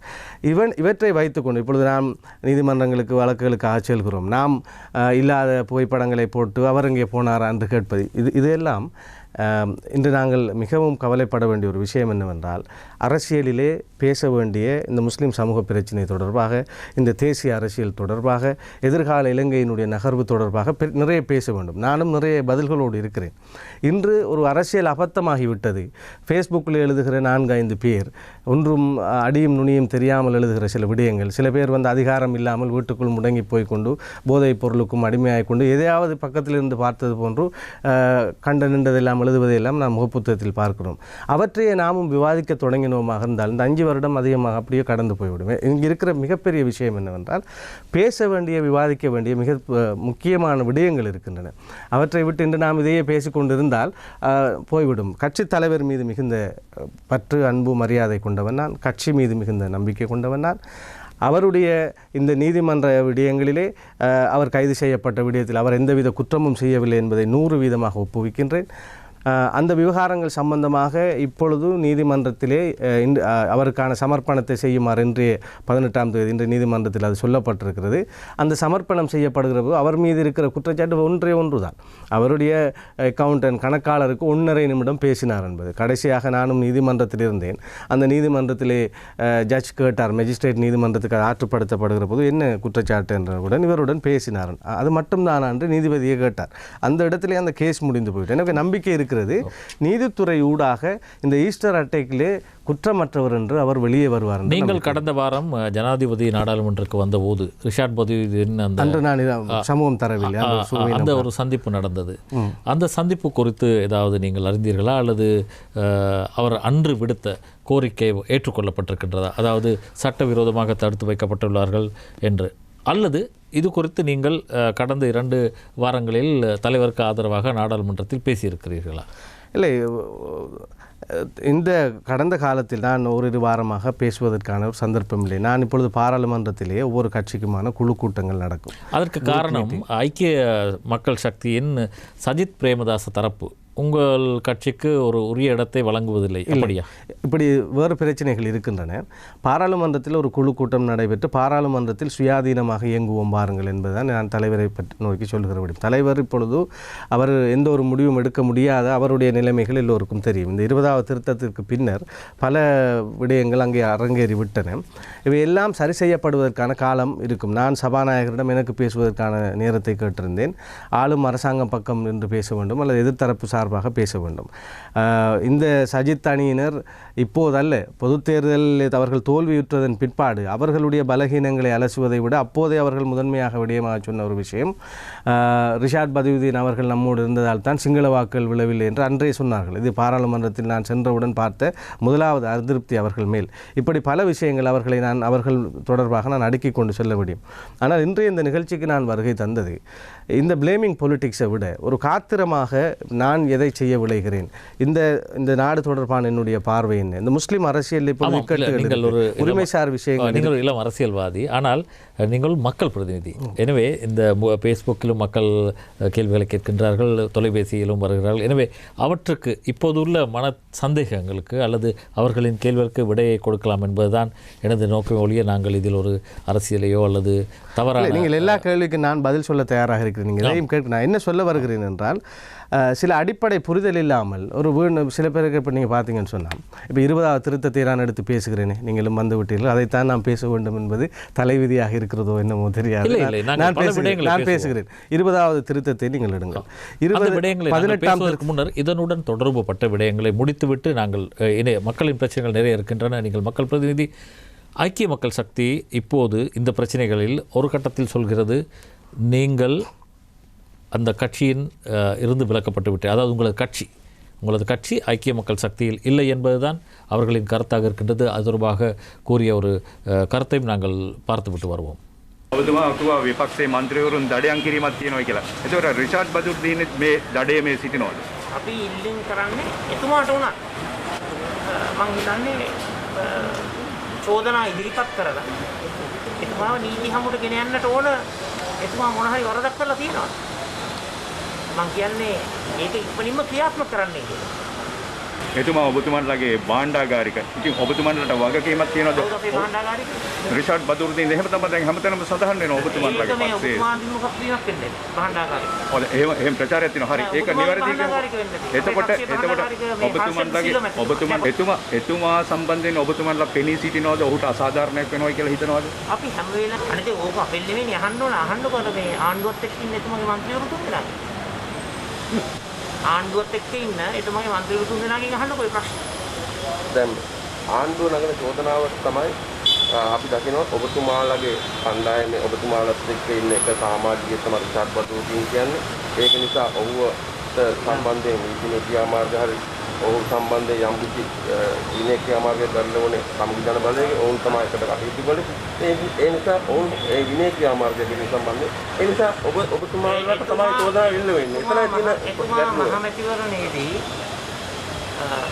සන්ධානගතව ඉල්ලුවා. දැන් අපි අපේ මහමැතිවරණයෙන් පසුව ඒ අලුත් සන්ධාන හදාගෙන යන අවස්ථාව. අපි තාම කිසිම පාර්ශ්වයක් එක පාර්ශ්වයක් හැරෙන්න ඒ පාර්ශ්වයෙන් එක්ක සන්ධානගත වෙලා නැහැ. නමුත් එකක් මතක තියාගන්නට ඕන, ඔය 20 වෙනි සංශෝධනයට අත උස්සපු ඒ മന്ത്രിවරුන් ඉන්න තාක්කල් ඒ වගේම විවිධ ප්‍රශ්නවලදී ගැටලුකාරී තත්ත්ව නිර්මාණය වූ අවස්ථාවන් තිබෙන නිසා එහෙම සන්ධානගත වෙන්නේ තීන්දුවක් අරගෙන නැහැ. ඒ කියන්නේ එතුමාලා එහෙම යම් කිසි නියම විරෝධී වැඩක් කරලා තියෙනවා නම් ඉදිරියේදී සම්දානෙන් ඉවත් කරලා ඔබතුමාලා වෙනම ස්වාධීන ඉදිරියේදී දැන්ම ඉවත් කරලා තියෙන්නේ අර මේ ආණ්ඩුවට ගිය එතුමාගේ කණ්ඩායම අපි නිරපුණා තියෙනවා. කණ්ඩායම අපේ කණ්ඩායම පාර්ලිමේන්තු කණ්ඩායමෙත් නෑ. අපි සමාජිකත්වයේ නිරපුණා තියෙනවා. ප්‍රශ්න ඔක්කොම ආණ්ඩුවත් එක්ක ඉන්න එතුමාගේ මන්ත්‍රීතුමලාගෙන් අහන්න එහෙම පොඩයි. දැන් ආණ්ඩුවත් එක්ක ඉන්න එතුමාගේ මන්ත්‍රීතුමලා දුන්නා. 20ටත් අපි ඉස්සෙව්වා. ඒ වගේම පෝට් සිටි එකටත් අපි ඉස්සෙව්වා. ඒ වගේම ඊයේ පෙරේද විශ්වාස බංගයටත් අපි ඉස්සෙව්වා. ඉතින් ඇත්තටම විශ්වාසය පළ කරලා තියෙන්නේ එතුමාගේ කණ්ඩායම ආණ්ඩුව. ඒ කියන්නේ ආණ්ඩුවට විශ්වාසය පළ කරන මෙම කණ්ඩායමත් එක්ක ඉදිරියේදී දේශපාලන කටයුතු වලින් ඉවත් කරන්න ඔබතුමාලා සූදානම්. රිචාඩ් බදුදින් නායකතුමා ඉන්නවනේ තාම. කොහෙද? ඔබතුමාලාගේ කණ්ඩායම එක්ක. එතුමාත් නැද්ද? අපි වංකී සම්දානයක් අපි අසම් කරලා නැහැ කියලා කිව්වා. கடந்த தேர்தல் காலங்களில் அந்த கேள்விக்கு நான் பதில் சொல்றேன். இதை நாங்கள் முடித்துவிட்டு உங்களது தொடர்ந்து நாங்கள் பேசுவோம். கடந்த தேர்தல் காலங்களில் சஜித் பிரேமதாஸ் அணிக்கு நீங்கள் உங்களது கட்சி மிகுந்த பாடுபட்டது. ஆனால் இப்போது சஜித் அவர்களது அணியில் நீங்கள் உங்களது கட்சி இல்லை என்கின்றார். கடந்த ஆளுங்கட்சியில் நீங்கள் போன பிறகு உறுப்பினர்கள் ஆதரவளித்த பிறகு அவர்கள் எங்களுடன் அறவே இல்லை என்கிறார். ஆனால் ஸ்ரீலங்கா முஸ்லீம் காங்கிரஸை பற்றி அவர் அதை அப்படி எதுவும் கூற மறுக்கிறார். உங்களது கட்சியை இலக்கு வைத்து சொல்கிறார். ஏன் இந்த நிலைமை? அத்துடன் ஒரு சிறிய கேள்வி இதோ இன்று அவர்கள் அரசாங்கத்துக்கு எதிராக அதாவது கூட்டு எதிர்க்கட்சிகள் எல்லாம் சேர்ந்து ஒரு அறிக்கை விட்டிருக்கின்றன. அந்த அறிக்கையில் உங்களது கட்சியின் தவிசாளர் அமீர் அலி கையொப்பமிட்டிருக்கின்றார். எனவே இவர் கூறுவது உண்மையா அல்லது உண்மையில் என்ன நடக்கின்றது? அவர் முதலாவது சொன்னார், இந்த குற்றச்சாட்டு ஹிஷாலினுடைய குற்றச்சாட்டு தொடர்பாக அது குற்றம் செய்திருப்பாராக இருந்தால் விசாரிக்கப்பட வேண்டும், தண்டிக்கப்பட வேண்டும் என்பது ஒரு பொதுவான கருத்து. நான் அந்த கருத்திலே நான் பிழை காணவில்லை. குற்றம் செய்யப்பட்டிருந்தால் தண்டிக்கப்பட வேண்டும். ரிஷாட் பதியுதீனை தண்டியுங்கள் என்று அவர் சொல்லவில்லை. விசாரணைகளை மும்முரமாக நீங்கள் மேற்கொள்ளுங்கள், குற்றம் அதனை நான் ஏற்றுக்கொள்கிறேன். அடுத்தது அந்த ஊடகவியலாளரும் ஐக்கிய மக்கள் சக்தியினுடைய பொருளாளர் ரிஷாட் பதியுதீன் என்ற கேள்வி மிக பிழையான தவறான ஒரு கேள்வி. அதை அவர் மறுத்திருந்தார். அது நியாயமான ஒரு விடயம். ஆனால் அதன் பின்னர் அவர் சொன்ன விடயங்கள், நாங்கள் தேர்தலில் கூட்டு வைத்திருந்தோம், புதிய அணியை உருவாக்குகிறோம், அதில் அவர் இல்லை என்று சொன்ன விடயம், இப்பொழுது பாராளுமன்றத்திற்குள் அவர் எங்களோடு இல்லை என்ற விடயம் எல்லாம் இவருடைய சுயநல அரசியலை தான் காட்டுகிறது. ஒன்றை மட்டும் புரிந்து கொள்ள வேண்டும், ரிஷாட் பதியுதீனுக்கு ஐக்கிய மக்கள் சக்தி தேவையில்லை. ஐக்கிய மக்கள் சக்திக்கு தான் ரிஷாட் பதியுதீன் தேவை. நான் இந்த பாராளுமன்றம் நுழைந்த போது ஐக்கிய மக்கள் சக்தி சார்பாக அவர்களுடைய தோல்வியினுடைய காரணங்கள் சொல்லப்பட்ட போது ரிஷாட் பதியுதீன் நம்மோடு இருந்தது ஒரு பிரதான காரணம் என்று மிக வெளிப்படையாக ஒரு சிலர் பேசியதை நான் கேட்டபோது கவலையுற்றேன். ரிஷாட் பதியுதீனுடைய மேடைகளுக்கு அவர் கை உயர்த்தினதாக எல்லாம் அவர்கள் அந்த நாட்களில் பேசியிருந்தார்கள். வடகிழக்கு மாகாணத்திற்கு இவர் வருகை தந்திருக்கவே தேவையில்லை. உண்மையான ஒரு அரசியல் வியூகம் வகுக்கக்கூடிய ஒரு தலைவராக இருந்தால் தென்பகுதி முழுவதும் அவர் சுற்றுச்சூழன்று இருந்து கொஞ்சம் வாக்கை அதிகரிக்க யோசித்திருக்கலாம். எப்படி இருந்தாலும் முஸ்லீம் தமிழ் சமூகம் வாக்களிக்க தயாராக இருந்தது. அந்த நிலைமையிலும் வடகிழக்கு முழுவதும் அலைந்து அவர் தேவையில்லாத வேலை தான் செய்தார். அவர் இங்கே கையை உயர்த்தியதால் வடகிழக்கு முஸ்லீம் தமிழ் மக்கள் அவருக்கு வாக்களிக்கவில்லை. வடகிழக்கு தமிழ் மக்கள் தீர்மானம் எடுத்தார்கள். கட்சி தலைமைகள் எல்லாம் எஸ்ஜேபி அணியோடு இருக்கிறது, நாம் வாக்களிக்க வேண்டும் என்ற ஒரு முடிவை எடுத்தார்கள். எனவே அந்த இடத்தில் நீங்கள் சொன்னது போன்று இப்பொழுது புதிய கூட்டணியிலே அமீர் அலி அவர்கள் கை சாத்திட்டு இருக்கிறார் என்றால் அப்போ அந்த கூட்டு என்ன, தலைவர் அவரோடு இல்லை என்றால் அவர் சொல்கிற விடயம் அதிலே அவருடைய பிறழ்வுகள் விளங்க. நான் பாராளுமன்றத்திற்குள் பார்த்த ஒரு விடயம், இவர்கள் மேலும் இருக்கிற ஒரு அதிருப்தியும் தான் அரசாங்கத்தோடு நாம் சேர்ந்து சில விடயங்களை செய்தால் என்ன என்ற முடிவுக்கு வருவதற்கு இவர்கள் மீது இருக்கிற அதிருப்தி தான் காரணம். நல்லாட்சி சரியாக நடந்திருக்கும் என்றால் யார் ராஜபக்ச குடும்பத்தையோ அரசாங்கத்தையோ யார் நோக்கி போயிருப்பார்கள்? நல்லாட்சி விட்ட தவறு. அதே போன்று இவர்களிடம் மீண்டும் நாங்கள் மிகுந்த போராட்டம் செய்து மிகப்பெரிய 3/2 பெரும்பான்மை இருக்கிற இந்த அரசை வீழ்த்தி தூக்கி கொடுத்தால் மிகச் சிறப்பாக இந்த நாட்டை வழிநடத்துவார்கள் என்ற நம்பிக்கை ஒருவருக்காவது இருக்கா? நான் சும்மா கேட்கிறேன். செய்ய போவதில்லை. எனவே ஒன்றுமே நடக்காத ஒரு விஷயத்திற்காக நாம் ஏன் நமக்கு இருக்கின்ற இந்த ஆட்சி அதிகாரத்தில் உள்ளவர்களை கொண்டு நம்முடைய மக்கள் பிரச்சனைகளை தீர்த்தால் என்ன என்கின்ற ஒரு முடிவின் அடிப்படையில் தான் எங்களுடைய பயணம் இருக்கிறது. அதில் சரியாக இருக்கலாம், பிழையாக இருக்கலாம். நாளை ஒரு தீர்வு முன் வருகிற போது லைக்வானி சொன்னது போன்று நாளை தீர்வு வருகிற போது உங்களுடைய கேள்வி, அவர் சொன்னார் நாங்கள் வேகமாக ஓடிக்கொண்டிருக்கின்ற போட்டியாளர்களோடு நானும் ஓடிக்கொண்டிருக்கிறேன், நாடுகளோடு நாம் வேகமாக இன்னும் ஓட வேண்டும், இன்னும் வேகமாக உழைக்க வேண்டும், வெற்றியை கண்ட பின்பு நிதானமாக இருந்து பேசுவோம், இப்போது நிதானமாக இருந்து பேசுவதற்கு நேரம் இல்லை என்றார். அதைத்தான் நான் இங்கும் சொல்கிறேன். இந்த கேள்விகளுக்கு பதில் பேசியிருந்தால் அப்படியே காலம் கடந்துவிடும். நான் என் சமூகத்தினுடைய பிரச்சனைகளுக்கு முடிவுகளை நோக்கி நான் ஓடிக்கொண்டிருக்கிறேன். அந்த முடிவுகள் எட்டப்படுகிற போது மீண்டும் உங்கள் கேள்விகளுக்கு பதில் சொல்ல வேண்டிய தேவை கூட ஏற்படாது. அது இல்லாத பட்சத்தில் எல்லா கேள்விகளுக்கும் பதில் சொல்லி பொறுப்பு சொல்ல வேண்டிய ஒரு பழியும் என் மீது சேரும். அதற்கும் நான் தயாராக இருக்கிறேன். ஒரு நம்பிக்கையின் அடிப்படையில் பயணம் செய்கிறேன். இந்த இந்த ஐக்கிய மக்கள் சக்தியினுடைய போக்கும் அவர்களுடைய நீங்கள் இப்பொழுது பார்த்தால் தெரியும் தமிழ் தேசிய கூட்டமைப்பினுடைய உத்தியோகபூர்வ பேச்சாளர் சுமந்திரன் பாராளுமன்ற உறுப்பினர் சட்டத்தரணி ஜனாதிபதி சட்டத்தரணி அவர்கள் கூட சொல்லியிருக்கின்றார் பசில் ராஜபக்ச அவர்களோடு நாங்கள் பேசுவதற்கு தயாராக இருக்கிறோம் என்று.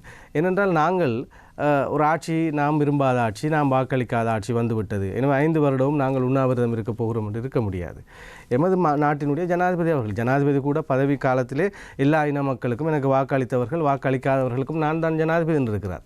இந்த நாட்டிலே அவர்கள் விதிக்கிற சட்டங்கள் அவற்றோடு தான் நாம் பயணிக்க வேண்டியிருக்கு. எமது சமூகத்தின் பிரச்சனை ஒரு அமைச்சரிடம் தான் சென்று கேட்க வேண்டும். 5 வருஷமும் கையை காட்டிக்கிட்டு இருக்கிறோம் என்று இருக்க முடியாது. மக்கள் பிரதிநிதிகளாக எங்களுக்கு பொறுப்பு இருக்கிறது. எந்த மக்களினுடைய பிரச்சனைகளையும் கவனிக்காமல் மக்களுக்கு எந்த தீர்வையும் பெற்றுக் கொடுப்பதற்கு எந்த முயற்சியையும் செய்யாமல் வீணாக நாங்கள் சென்று சுய அனுபவங்களுக்காக போயிருப்போம் என்றால் விமர்சியுங்கள், அதனை ஏற்றுக்கொள்ள தயாராக இருக்கிறோம். எங்களுடைய பார்வை இதுதான். எனக்கு உண்மையாக மிக வெளிப்படையாக சொல்கிறேன், ஆட்சி மாற்றத்தை இன்று ஏற்படுத்தி தருவோம். நாளை நீங்கள் இந்த சமூக பிரச்சனையை தீர்ப்பீர்களா? நீங்கள் இப்பொழுது சொல்கிறோம் பயங்கரவாத தடை சட்டம். என்னுடைய தலைவர் இப்பொழுது உள்ளுக்கு இருக்கிறார் என்றால் பயங்கரவாத தடை சட்டம். ஏராளமான தமிழ் மக்கள் உள்ளுக்குள் இருப்பதற்கு காரணம் பயங்கரவாத தடை சட்டம். ஏராளமான முஸ்லீம் மக்கள் இப்பொழுது உள்ளுக்குள் இருப்பது ஈஸ்டர் அட்டைக்கு பிறகு பயங்கரவாத தடை சட்டம். ஏன் இந்த நல்லாட்சி அரசாங்கம் பிடிஐ நீக்கிருக்கலாம் தானே? பயங்கரவாத தடை சட்டத்தை நீக்கி நாங்கள் நல்லாட்சி அரசாங்கம் நல்லாட்சி அரசாங்கத்தில் உங்களது அமைச்சர் அதை சேர்த்து தான் சொல்கிறேன். அவர்கள் இருந்தாலும் அதிகாரத்தோடு இருந்த போதும் கூட இவர்களுடைய அஜெண்டாக்களை மீற முடியாத நிலையில் இப்போது சஜித் கூற்றின்படி நீங்கள் எதிர்க்கட்சியிலும் இல்லை, உங்களது கூற்றுப்படி நீங்கள் ஆளுங்கட்சியிலும் இல்லை. அப்பொழுது எங்கே இருக்கிறீர்கள்? இல்லை, அப்படி இல்லை. நாங்கள் எதிர்க்கட்சியில் தான் இருக்கிறோம். நீங்கள் புரிந்து கொள்ளுங்கள், பாராளுமன்றத்திற்குள் ஆளும் கட்சியினுடைய வரிசை எதிர்க்கட்சி எதிர்க்கட்சி வரிசையில் தான் இருக்கிறோம். சஜித்தின் கூட்டணியில் இல்லை என்று சொல்லுங்கள். தமிழ் தேசிய கூட்டமைப்பு SJB-க்குள் இல்லை, அவர்கள் எதிர்க்கட்சியாக. அவர்கள் தேர்தல் காலத்தில் கூட அவர்களுடன் இல்லை. இல்லை, நான் சொல்கிறேன் பாராளுமன்றத்தை பற்றி பேசுகிறேன். பாராளுமன்றத்தில் அவர் சொல்கிறார் கூட்டணியில் நீங்கள் அறவே இல்லை. அதைத்தான் நானும் சொல்கிறேன். ஆளுங்கட்சியில் இல்லை, நீங்கள் புரிஞ்சு கொள்றீங்க. ஒரு நிமிடம், நீண்ட நேரம் ஒருவர் தொலைபேசி அழைப்பில் காத்திருக்கின்றார். வணக்கம். வணக்கம். ஹலோ, வணக்கம். யார் பேசுறீங்க? எங்க இருந்து பேசுறீங்க? நான் அட்டாளச்சனிலிருந்து ஷப்ரீன் பேசுறேன். கேளுங்க சார். நான் முஷரப் சார் கிட்ட ஒரு கேள்வி ஒன்று கேட்கணும். கேளுங்க. என்னன்னு சொன்னா, அவர் பொத்தியில எலெக்ஷன் கேட்ட டைம்ல அவர் பேசின விஷயம் என்னன்னு சொன்னா, பசில் மஹிந்த அணியினருக்கு வாக்களிக்க போடா, அவங்களுக்கு வாக்களித்தா நம்மளோட முஸ்லிம் சமுதாயத்துக்கு பிழை என்ற மாதிரி தான் அவர் பேசினார். பேசிவிட்டு சொன்னார், அபு ஜெயிலுக்கு வாக்களிச்சா இல்ல, அபு தாலிபுக்கு வாக்களிச்சா இல்ல, பிழைன்னு சொன்னா பிள்ளைதான் முற்ற பக்கமே போக போடான்னு சொல்லி ஒரு பேசினார்.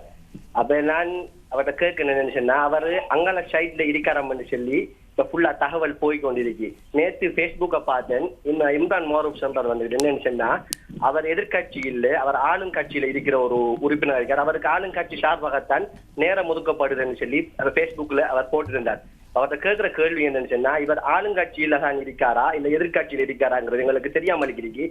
மக்கள் இவர் வேற வழி நடாத்தி தான் வாக்கு எடுத்திருக்கார் போல வழங்குது. இதுக்குரிய சரியான விடையை சொல்லுங்க முஷரப். நன்றி. நீங்கள் கேள்விகளை சற்று சுருக்கமாக கேளுங்கள். அவர் ஒரு மக்கள் பிரதிநிதி, உங்களது அனைத்து கேள்விகளுக்கும் அவர் பதிலளிப்பார். எனவே கேள்விகளுக்கு இங்கே அச்சப்படும் எந்த தேவையும் இல்லை, தாராளமாக கேட்கலாம். தேர்தல் காலத்தில் சொன்ன விடயம், தேர்தல் காலத்தில் இந்த அரசாங்கத்தை முற்றுமுழுதாக 100% எதிர்த்தவன் நான். இதிலேயே அவர் மொட்டு ஹராம் என்பதான ஒரு கருத்து, இது ஃபேஸ்புக் முகநூல்களிலே சில பேர் அதை என்னுடைய அந்த முழு காணொலியையும் போடாமல் அங்கங்கே வெட்டிவிட்டு, அது ஒரு பாராளுமன்ற உறுப்பினராக இருந்தவர், தேர்தலில் போட்டியிட்ட ஒருவர், அவர் தேர்தல் காலத்திலே கூட மொட்டுக்கு எதிரான ஒரு நிலைப்பாட்டில் இருந்தாலும் மொட்டோடு ஒரு வகையான உறவோடு இருந்தார் என்பதை சுட்டுக்காட்டு. நீங்கள் மொட்டு ஹராம்னா நீங்கள் ஹராமாக நின்று பேசுங்க என்ற ஒரு விஷயத்தை நான் சொல்லியிருந்தேன். இப்போது நாங்கள் கூற வருகிற விடயத்தை இந்த சமூகம் கட்டாயம் புரிந்து கொள்ள வேண்டும். கொஞ்சம் ஒரு தனிப்பட்ட கோபதாபங்கள் குரோதங்களோடு இந்த கேள்விக்கான பதிலை நீங்கள் அணுகாமல் நீங்கள் சிந்தித்து பாருங்கள். நான் என்னுடைய தேர்தல் பிரச்சாரத்தில் தெளிவாக சொல்லியிருக்கிறேன். நான் இந்த வசந்தம் டிவியிலே இருந்து ப்ரோக்ராம் செய்கிற போது சொன்ன ஒரு விடயம், பறவையின் கண் கொண்டு இந்த தலைநகரத்தை பார்த்த ஒருவராக எமது நாட்டினுடைய ஜனாதிபதி, அப்பொழுது பொருளாதார அபிவிருத்தி அமைச்சர், அப்போது அவர் பாதுகாப்பு செயலாளராக இருக்கிற போது UDA-யிலே அவருக்கு பொறுப்புகள் வழங்கப்பட்டிருந்தன. அப்போது இந்த நாட்டை மிக அழகாக அழகுபடுத்தினார். நான் என்னுடைய தேர்தல் மேடையில், அவர் அட்டாளச்சேனை என்கின்றார், அந்த அட்டாளச்சேனை பக்கத்தில் பாலமுனையில் கூட நான் ஒரு மேடையில் பேசுகிற போது பேசியிருக்கிறேன். இந்த நாட்டை அழகுபடுத்துவார், நல்ல நிர்வாகம் செய்வார், ஊழலற்ற விடயம் செய்வார் என்பதில் எனக்கு இவர் மீது நம்பிக்கை இருக்கிறது. ஒரு எளிமையான வாழ்க்கையை அப்போதும் நாம் பார்த்திருந்தோம். ஆனால் இந்த சிறுபான்மை சமூகம், குறிப்பாக முஸ்லீம் சமூகத்துடன் இவருடைய போக்கு எப்படி இருக்கும், இந்த அரசாங்கம் சமூக நல்லிணக்கத்தை விதைக்குமா என்பதில் சந்தேகம் இருக்கிறது. எனவே அதனையும் தெளிவுபடுத்தினால் அவருக்காக பிரச்சாரம் செய்யவும் தயார் என்றும் நான் கடந்த மேடைகளிலே பேசியிருக்கிறேன். அன்றிருந்தது சந்தேகம், இன்றும் அந்த சந்தேகம் இல்லை என்றும் சொல்ல வரவில்லை. இப்போது சிறுபான்மை சமூகத்துக்கு எதிராக இவர்கள் எதையும் செய்ய மாட்டார்கள், செய்கிறார்கள் இல்லை என்றும் சொல்ல வரவில்லை. இந்த ஜனாசா எரிப்பு விவகாரம் உண்மையாக WHO-வால் அனுமதிக்கப்பட்ட ஒரு விடயத்தை அவர்கள் மறுத்திருந்தார்கள். இப்பொழுது நான் இருக்கின்ற ஸ்டாண்ட் என்னென்றால், நீங்கள் அதை தெளிவாக புரிந்து கொள்ள வேண்டும். இப்போது நமக்கு எதிராக ஒன் கண்ட்ரி ஒன் லோ என்கிற கோஷத்தோடு தான் இந்த அரசாங்கம் வந்திருந்தது. ஒன் கண்ட்ரி, ஒரே நாடு ஒரே சட்டம் என்பதனுடைய முதன்மையான அவர்களுடைய பார்வை என்ன இருந்தென்றால், முஸ்லீம்களுக்கான ஒரு தனி சட்டம், இந்த சட்டத்தை நாங்கள் நீக்கணும் என்கிற அடிப்படையில் இந்த நாடு முழுக்கவும் கண்டியன் சட்டம், தேச வலைமை, முஸ்லீம் சட்டம் என்ற சட்டங்கள் மாறி இருக்கப்பட ஒரே சட்டமாக இருக்க வேண்டும். இப்படியான முழு முஸ்லீம் சமூகத்தினுடைய முஸ்லீம் கட்சிகள் எல்லாமே இந்த அரசாங்கத்திற்கு எதிர் முகாமில் இருந்தபோது முஸ்லீம் சமூகத்திற்கு எதிரான கோஷத்தையே பிரதான கோஷமாக்கி அவர்கள் தேர்தலை சந்திக்கிறார்கள். அந்த தேர்தலில் நீங்கள் அவர்களுக்கு வாக்களிங்கள் என்று நாம் சொல்ல முடியாது. நாம் எடுத்த களம் அப்படி.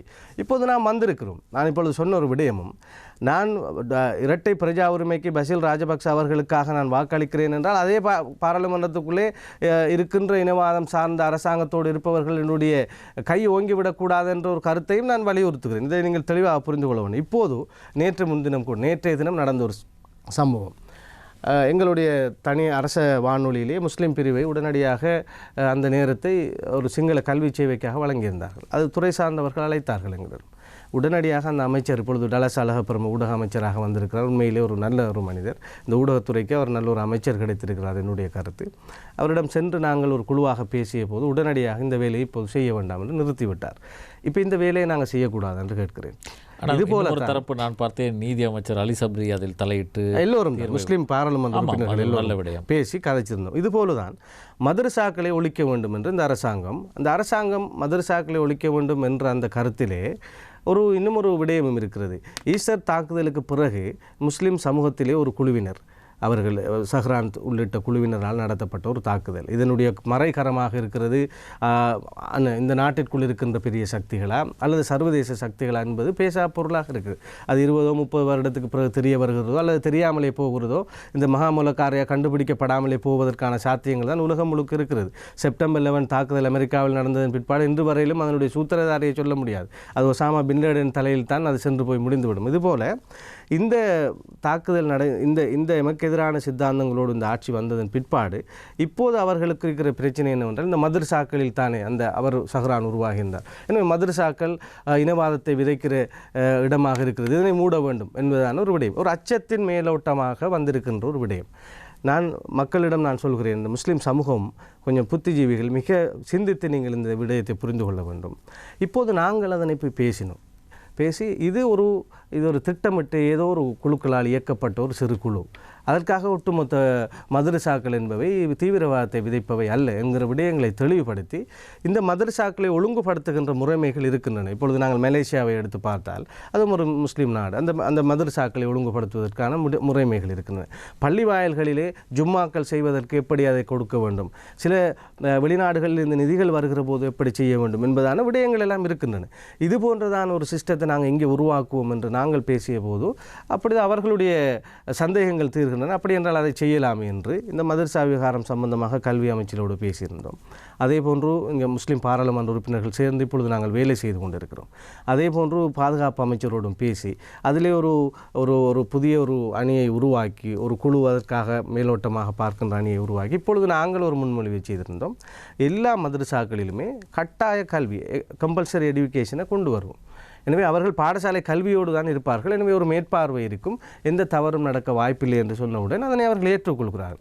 எனவே அரசாங்கத்திலே இருப்பவர்கள் கூட ஒரு அனர்த்தம் யுத்தம் நடந்ததன் பிற்பாடு எல்லாவற்றிலும் ஒரு பயம் இருக்கிற போது அந்த பயத்தை போக்க வேண்டிய பொறுப்பு நம்மிடம் இருக்கிறது. அதனை நாங்கள் பாராளுமன்ற உறுப்பினர்களாக வந்து சேர்ந்து செய்து கொண்டிருக்கிறோம். இப்போ இவர்கள் எதிர்பார்ப்பது போல எல்லோரும் வெளியில் நின்று கொண்டு எஸ்டிபியை நாம் ஆட்சிக்கு கொண்டு போராட அவர்கள் சொல்கிறார்கள். கொண்டு வந்தவுடன் எல்லாவற்றையும் சரி செய்து விடுவார்கள். என்னுடைய கேள்வி இதுதான். எனவே இப்போது இருக்கிற இந்த பிரச்சனைகள், இப்பொழுது MMDA முஸ்லீம் தனியார் சட்டம் அது மாற்றப்படுவது என்பது இன்று வந்த விடயமில்லை. இப்பொழுது மக்கள் தெரிந்து கொள்ள வேண்டும். முஸ்லீம் சட்டம் என்பது வேறு, இஸ்லாமிய சட்டம் என்பது வேறு. இந்த முஸ்லீம் சட்டம் என்பது இந்தோனேஷியாவிலிருந்து கொண்டு வரப்பட்டு உள்ளாந்தர்களால் அது செய்யப்பட்டு அப்படியே நிறைய முகமதியன் கோவை என்று நிறைய மாற்றங்கள் வந்து முஸ்லீம் சமூகத்துக்குள் இருந்தே அதில் பல மாற்றங்கள் செய்யப்பட வேண்டும் என்றது. யூரோப்பியன் யூனியன் அதிலே இந்த வயது தொடர்பான விஷயத்தை மாற்றும். இப்படி பல சந்தர்ப்பங்கள் அரசியல்வாதிகளே மாற்ற வேண்டிய நிலைமைகள் இருந்தும் அரசியல்வாதிகள் எங்கள் ஆன்மீகம் தலைமைகள் நாங்கள் அந்த தவறுகளை விட்டதன் விளைவாக இப்பொழுது அது மாற்ற வேண்டிய ஒரு நிலைப்பாட்டுக்கு வந்திருக்கிறது. குவாசி கோர்ட் என்கின்ற ஒன்று மாற்றி ஆக வேண்டும் என்று இப்பொழுது இருக்கிறது. இந்த விவகாரத்திலே நாம் என்ன செய்து நெளிவு சுழிவுகளை செய்ய முடியும் என்று நாங்கள் பேசிக்கொண்டிருக்கிறோம். உங்கள் எல்லோருக்கும் சொல்கிறோம். ஜம்மியத்துல் உலமா, மஜ்லிஸ் ஷூரா, அதே போன்று முஸ்லீம் கவுன்சில் என்று இப்போ முஸ்லீம் சிவில் அமைப்புகளோடு நாங்கள் சந்தித்திருக்கிறோம். அவர்கள் எங்களை சந்தித்தார்கள், நாங்கள் அவர்களை சந்தித்தோம். இப்பொழுது இந்த எல்லா விடயங்களும் சம்பந்தமாக நாங்கள் ஒரு வழிமுறையை இந்த அரசுக்கு கொடுக்க வேண்டிய ஒரு தேவைப்பாடு இருக்குது. இதை புரிந்து கொள்ளுங்கள் எல்லோரும். நாங்கள் தூரமாகி கொண்டு இருந்துவிட முடியாது. 20க்கும் மேற்பட்ட ஆவணங்கள் இப்பொழுது தயார் செய்யப்பட்டிருக்கின்றன. இந்த மதரசாக்களை முகாமை செய்வது தொடர்பாக, பள்ளி வாயல்களினுடைய ஒழுங்கை பேணுவது தொடர்பாக. அதே போல் ஈஸ்டர் தாக்குதலில் கூட சில அப்பாவி எந்தவித தொடர்புகளும் இல்லாமல் கைது செய்யப்பட்டவர்கள் பல பேர் இப்பொழுது விடுதலை செய்யப்பட்டு கொண்டிருக்கிறார்கள். பல பேருக்கு இப்பொழுது வழக்கு விடயங்கள் சென்று கொண்டிருக்கின்றன. எனவே இந்த விடயங்கள் சம்பந்தமாக நாங்கள் சேர்ந்து இயங்குகிற போது இதை யாருடன் பேசலாம்? யாருடன் பேச வேண்டும்? அரசாங்கத்துடன் தான் பேச வேண்டும். இந்த அரசாங்கத்துடன் நாங்கள் பேசி அதற்கான ஒரு அவர்களும் எல்லோரும் நாம் புரிந்து கொள்ள வேண்டும். எல்லா பக்கத்திலும் இனவாதம் மிகுந்தவர்கள் இருக்கார்கள். எல்லா சமூகத்துக்குள்ளும் இருப்பார்கள். மிதவாதமோடு நல்லெண்ணம் கொண்டவர்கள். அப்போ நீங்கள் ஜனாசா விவகாரம் பற்றி கதைப்பார்கள். இந்த ஜனாசா எரிப்பு விவகாரத்திலே ஜனாசா எரிப்பை தடுப்பதற்கான பல முயற்சிகளை நாம் செய்திருக்கிறோம். அது இறைவன் அறிவார். ஆனால் நீங்கள் இருந்த ஐக்கிய மக்கள் சக்தி அந்த விடயத்தில் பெரிதாக குரல் கொடுக்கவில்லை. எதிலுமே கொடுக்குமானால் இப்பொழுதும் சொல்கிறேன், நாளை ஏதாவது தலைமைக்கு யாருக்கு பாதகமான ஒரு நிலையை தோற்றுவிக்கின்ற ஒரு சூழல் உருவாகும் என்றால், நீதித்துறை சார்ந்த ஏதோ ஒன்று வருமாக இருந்தால் உடனடியாக அவர்கள் சைலண்ட் ஆகி இவர் மேல் பிழை என்று தப்பித்து இதைத்தான் நான் சொல்கிறேன். எங்களுக்கு அவர்களுடைய பாங்கு அப்படி. அது சஜித் பிரேமதாஸ் என்பவர் இன்று நேற்று அல்ல, கடந்த நல்லாட்சி காலத்தில் நான் உதாரணத்துக்கு சொல்கிறேன். ரிஷாட் பதுவுதீன் என்கிற எங்களுடைய தலைவரை இவர் மீது குற்றச்சாட்டுகள் இருந்தால் நீங்கள் வந்து முறைப்பாடு செய்யுங்கள் என்று சொன்னது எந்த ஆட்சியிலே? போன நல்லாட்சியில் நடந்தது. அப்போ நீங்கள் நல்லாட்சி என்று நீங்கள் எப்படி இதை அனுமதிக்க முடியும்? உலகத்தில் எந்த ஒரு போலீஸாராலும் இவரில் குற்றச்சாட்டு இருந்தால் வந்து கம்ப்ளைண்ட் கொடுங்கன்னு சொல்லியிருக்கிறாங்களா?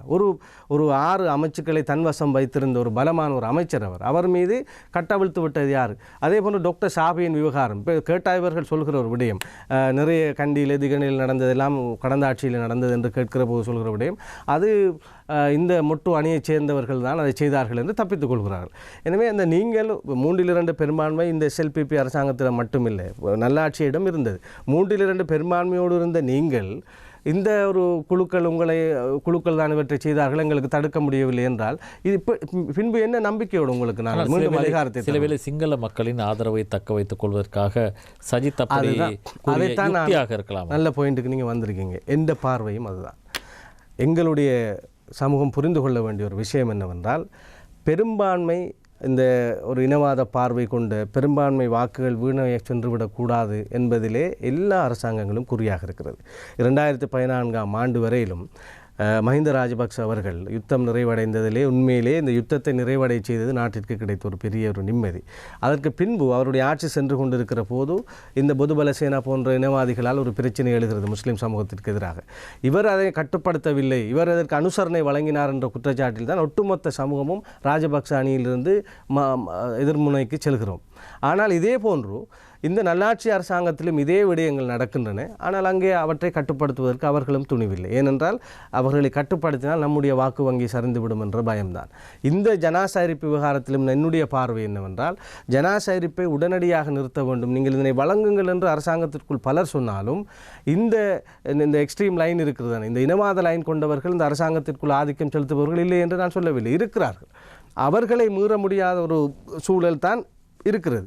எனவே இந்த பிரச்சனைகளை நாம் மாற்ற வேண்டும், அதுதான் மிக முக்கியம். அந்த மாற்றத்தை நாம் செய்வதாக இருந்தால் அரசாங்கத்துக்குள் தீர்மானம் மிகு சக்திகளாக ஒரு நல்லெண்ணம் படைத்தவர்கள் முன்னிலைக்கு வர வேண்டும் என்கின்ற ஒரு பார்வை தான் என்னுடைய டுவல் சிட்டிசன்ஷிப்புக்கான வாக்கெடுப்பு. இதற்கு மேல் நான் விளக்கம் சொல்ல முடியாது. அது என்னுடைய கணிப்பு, என்னுடைய பார்வை. நான் அந்த பகுதியிலே தான் வந்து கொண்டு. எனவே நாங்கள் இப்பொழுது இந்த முஸ்லீம் சமூகம் பல விடயங்கள் சம்பந்தமாக இந்த குர்பானி கொடுப்பது தொடர்பாக பள்ளியிலே அதனை கொடுக்க முடியாது என்ற ஒரு தடை ஒன்று வந்தது. உடனடியாக எல்லோருமாக சேர்ந்து பிரதமரோடு சந்தித்து அவரிடம் விடயங்களை சொன்னோம். அவருக்கே தெரியாமல் தான் சில விஷயங்கள் நடந்தேறியிருந்தன. யார் செய்தது என்று துறைசார் அமைச்சரை அழைத்தார்.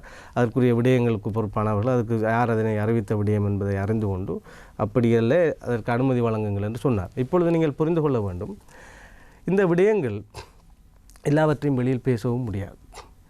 ஒரு சாரார் ஒரு இனவாத ரீதியான ஒரு போக்கு தொடர்ந்து முன்கொண்டு செல்லப்பட வேண்டும் என்ற அவதானத்தோடு இருப்பவர்களும் இருக்கிறார்கள்.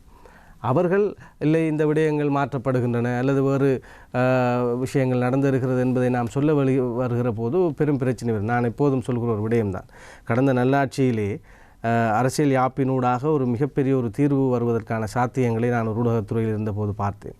அதில் இந்த ஒருமித்த நாடு என்கின்ற ஒரு சொல் மிகப்பெரிய கனதியான சொல்லாகவும் ஒரு தீர்வை புதைத்து வைத்திருந்த ஒரு சொல்லாகவும் பார்த்தேன். பாராளுமன்ற உறுப்பினர் சுமந்திரன் அவர்கள் அதனை நகர்த்திய விதம், அவர் அதை உருவாக்கிய விதம் பற்றி பெருமிதத்தோடு கனவாகவே இல்லை அதை சொல்லி முடிக்கிறேன். அந்த விடயங்களினுடைய உள்ள அர்த்தங்களை எல்லாவற்றையும் சொல்ல முடியாத நிலைமையிலே அவர் இருந்தார். ஆனால் வெளியில் இருக்கிற சக்திகள் 1000 கேள்விகளையும் இதுகளையும் கேட்டு அவர் அதனை வாய் திறந்து சொல்ல வேண்டிய ஒரு நிலைமை வந்தது. அந்த யாப்பு நின்று போனதற்கு என்னுடைய பார்வையிலே நாங்கள் அதிகமான இந்த அழுத்தங்களாக வருகிற கேள்விகளுக்கெல்லாம் அவர் பதில் சொல்ல போனதனுடைய விளைவாகவும் நான் பார்க்கிறேன். ஆமாம், நாங்கள் கடந்த காலங்களை விட்டு இப்போது நிகழ்காலத்தை பற்றி பேசுவோம். பொத்துவிலில் 2 தசாப்த காலத்திற்கு பின்னர் ஒரு மக்கள் பிரதிநிதியாக நீங்கள் அங்கே 2 தசாப்தத்துக்கு மேல் காலத்திற்கு பின்னர் இப்போது அங்கே அந்த மக்களுக்காக நீங்கள் இப்போது செய்திருக்கும் திட்டங்கள் என்ன?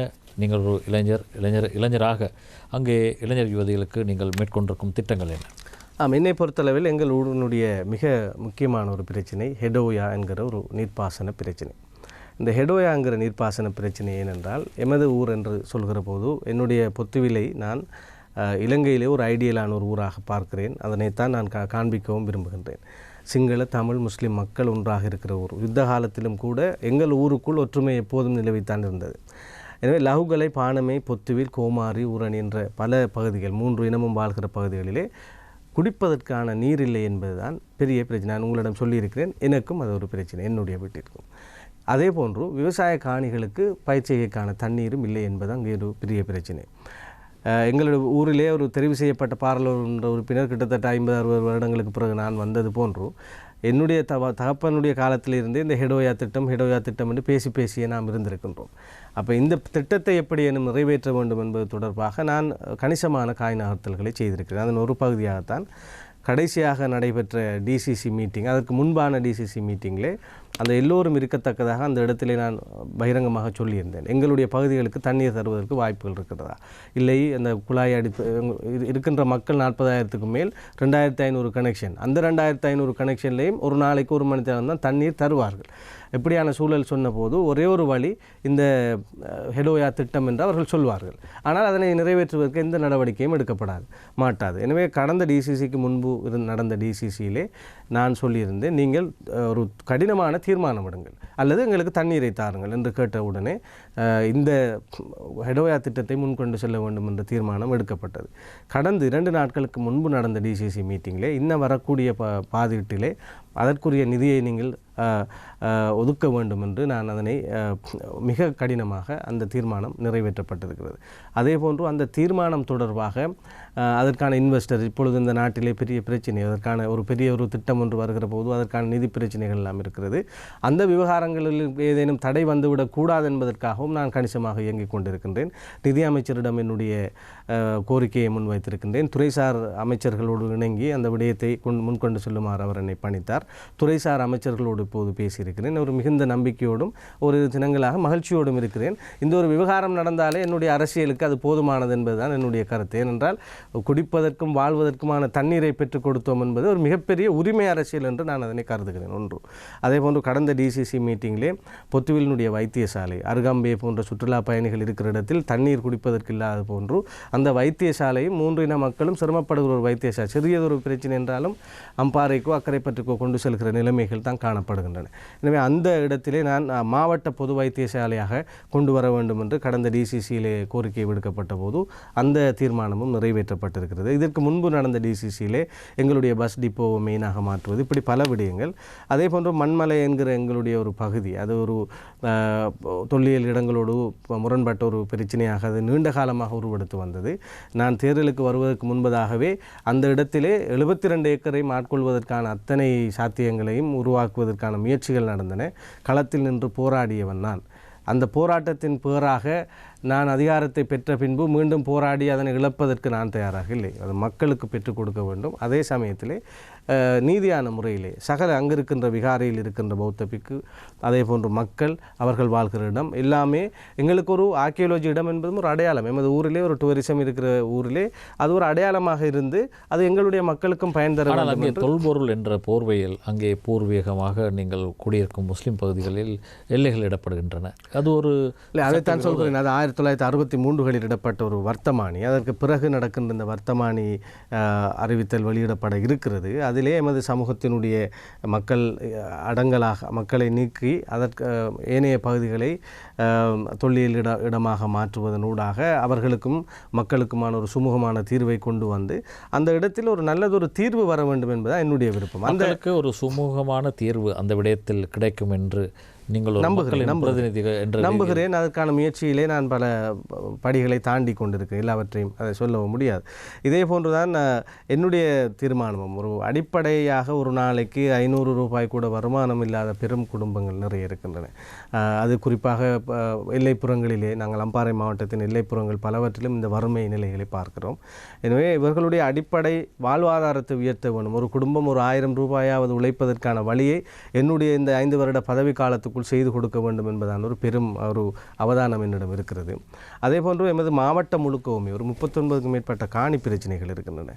இந்த காணி பிரச்சனைகளை தீர்க்கக்கூடிய நல்ல காலமாக இந்த அரசாங்க காலத்தை நான் பார்க்கிறேன். இப்போ கடந்த வாரம் கூட ஒரு சர்க்குலர் வந்திருந்தது. முழு அதிகாரமும் வைல்ட் லைஃப் ஃபாரஸ்டால் சுவீகரிக்கப்படாத காணிகளை விடுவிப்பதற்கும் உரிமை பத்திரம் வழங்குவதற்குமான முழு அதிகாரமும் பிரதேச செயலாளருக்கு வழங்கப்பட்டிருக்கிறது. எனவே அவற்றின் பால் நான் ஓடிக்கொண்டிருக்கிறேன். அதற்கான பணிகளை செய்து கொண்டிருக்கிறேன். என்னுடைய பதவி காலத்துக்குள் கணிசமாக எமது மாவட்ட பிரச்சனைகளில், அதே போன்று நான் கடந்த பாராளுமன்ற அமர்விலே கூட எங்களுடைய தென்கிழக்கு பல்கலைக்கழகத்திலே ஒரு சட்ட பீடம் ஒன்றை உருவாக்குவது தொடர்பாக கல்வி அமைச்சரிடம் கோரியிருந்தேன். மருத்துவ பீடம் உருவாக்குவது தொடர்பாக எமது பிராந்தியத்தில் அருகாம்பிய ஒரு டூரிசம் ஏரியாவாக இருப்பதால் இந்த சுற்றுலாத்துறை சார்ந்த ஒரு கற்கை நெறி, ஒரு டிகிரி பாடநெறியை தொடங்குங்கள் என்று கோரியிருந்தேன். எனவே அதற்குரிய பூர்வாங்க நடவடிக்கைகளை மேற்கொண்டு நீங்கள் அதற்குரிய அனுமதிகளை எடுத்துக்கொண்டு வாருங்கள், செய்து தருகிறோம் என்று சொல்லியிருக்கிறார்கள். எனவே நான் இயங்கிக் கொண்டு இருக்கிறேன். இப்பொழுது இருக்கிற நிறைய பேருடைய பிரச்சனை, நீங்கள் எதிர்கட்சியில் தானே கேட்டீங்க, அரசாங்கத்துக்கு ஏசிக்கிட்டே இருங்க, அப்போ தான் நீங்கள் ஒரு சிறந்தவர் என்று அவர்கள் பார்க்கிறார்கள் என்றால் அந்த பார்வை அவர்களோடு நின்று கொள்ளட்டும். எனக்கு நான் ஒரு அதிகாரத்திற்கு வந்திருக்கிறேன், பதவி நிலைக்கு வந்திருக்கிறேன்.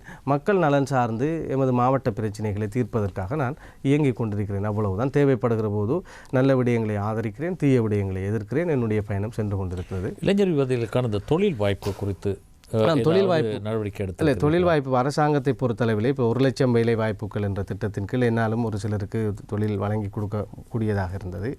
நான் நினைக்கவில்லை இன்னும் வரக்கூடிய இந்த ஜனவரி மாதம் அல்ல, நான் நினைக்கிறேன் ஜூன் மாதம் வரையிலும் கூட எந்த ஒரு மினிஸ்ட்ரிக்குள்ளும் தொழில் வழங்குவதற்கான சாத்தியங்கள் இந்த நாட்டிலே இப்பொழுது இருக்கின்ற பொருளாதார நிலைமைகளோடு ஒப்பிடுகிற போது இல்லை.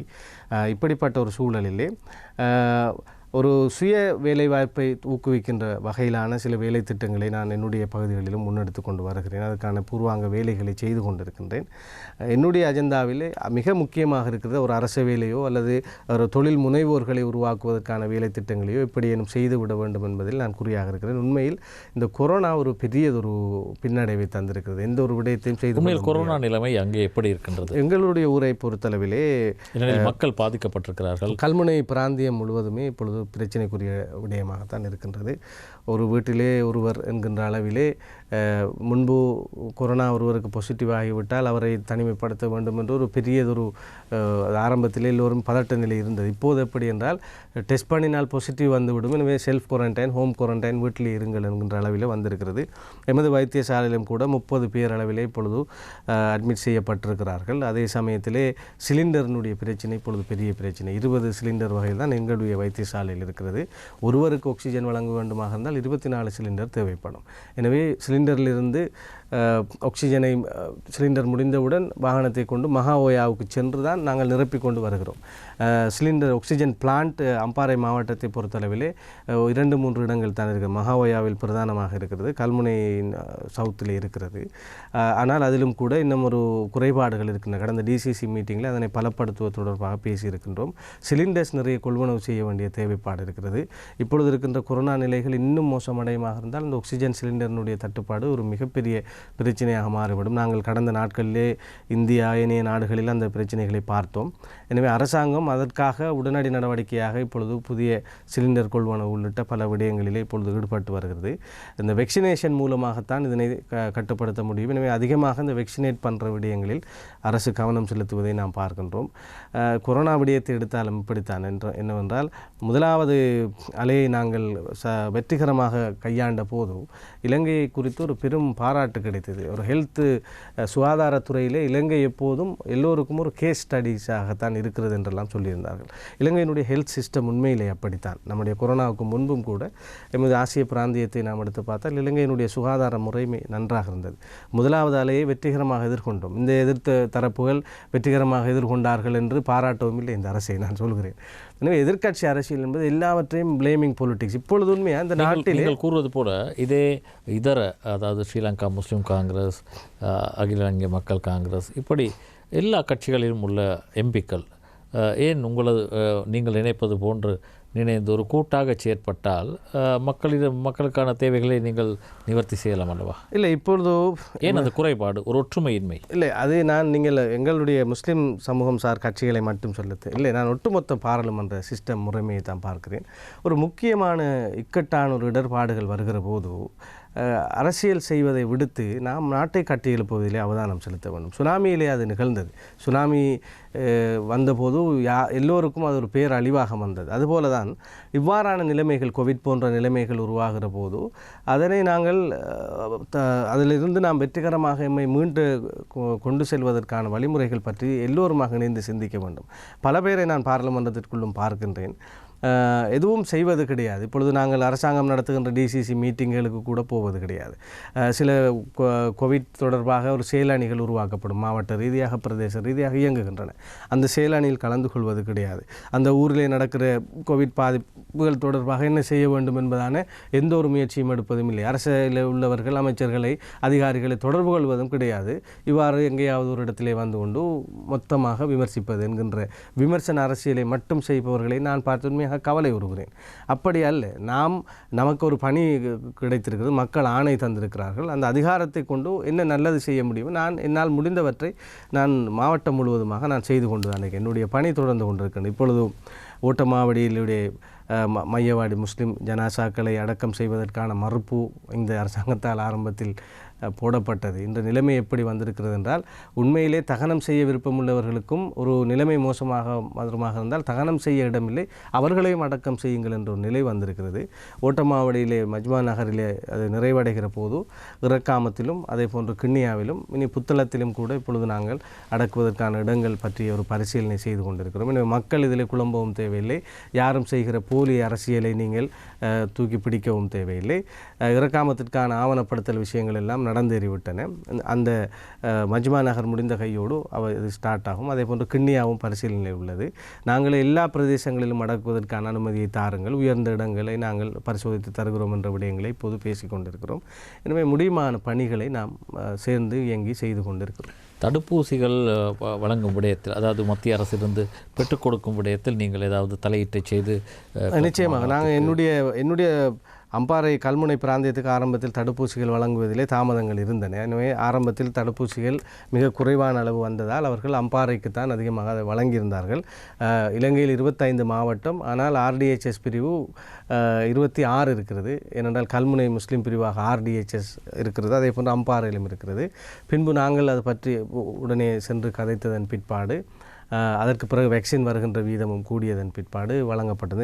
எமது ஊருக்கு 25,000 வேக்சின் வழங்க வேண்டும் என்ற கோரிக்கையை முன்வைத்தோம். அதனை இளைஞர் விளையாட்டுத்துறை அமைச்சர் நாமல் ராஜபக்ஷ அவர்கள் ஏற்றுக்கொண்டார். இப்பொழுது வரைக்கும் நான் நினைக்கின்றேன் 17,500 வேக்சின் ஏற்றப்பட்டிருக்கிறது. இப்பொழுது அடுத்த அடுத்து வருகிற போது வேக்சின் வழங்கப்படும். வேக்சினிலே எந்த ஒரு தடையும் இல்லாத அளவிலே வழங்கப்படும்.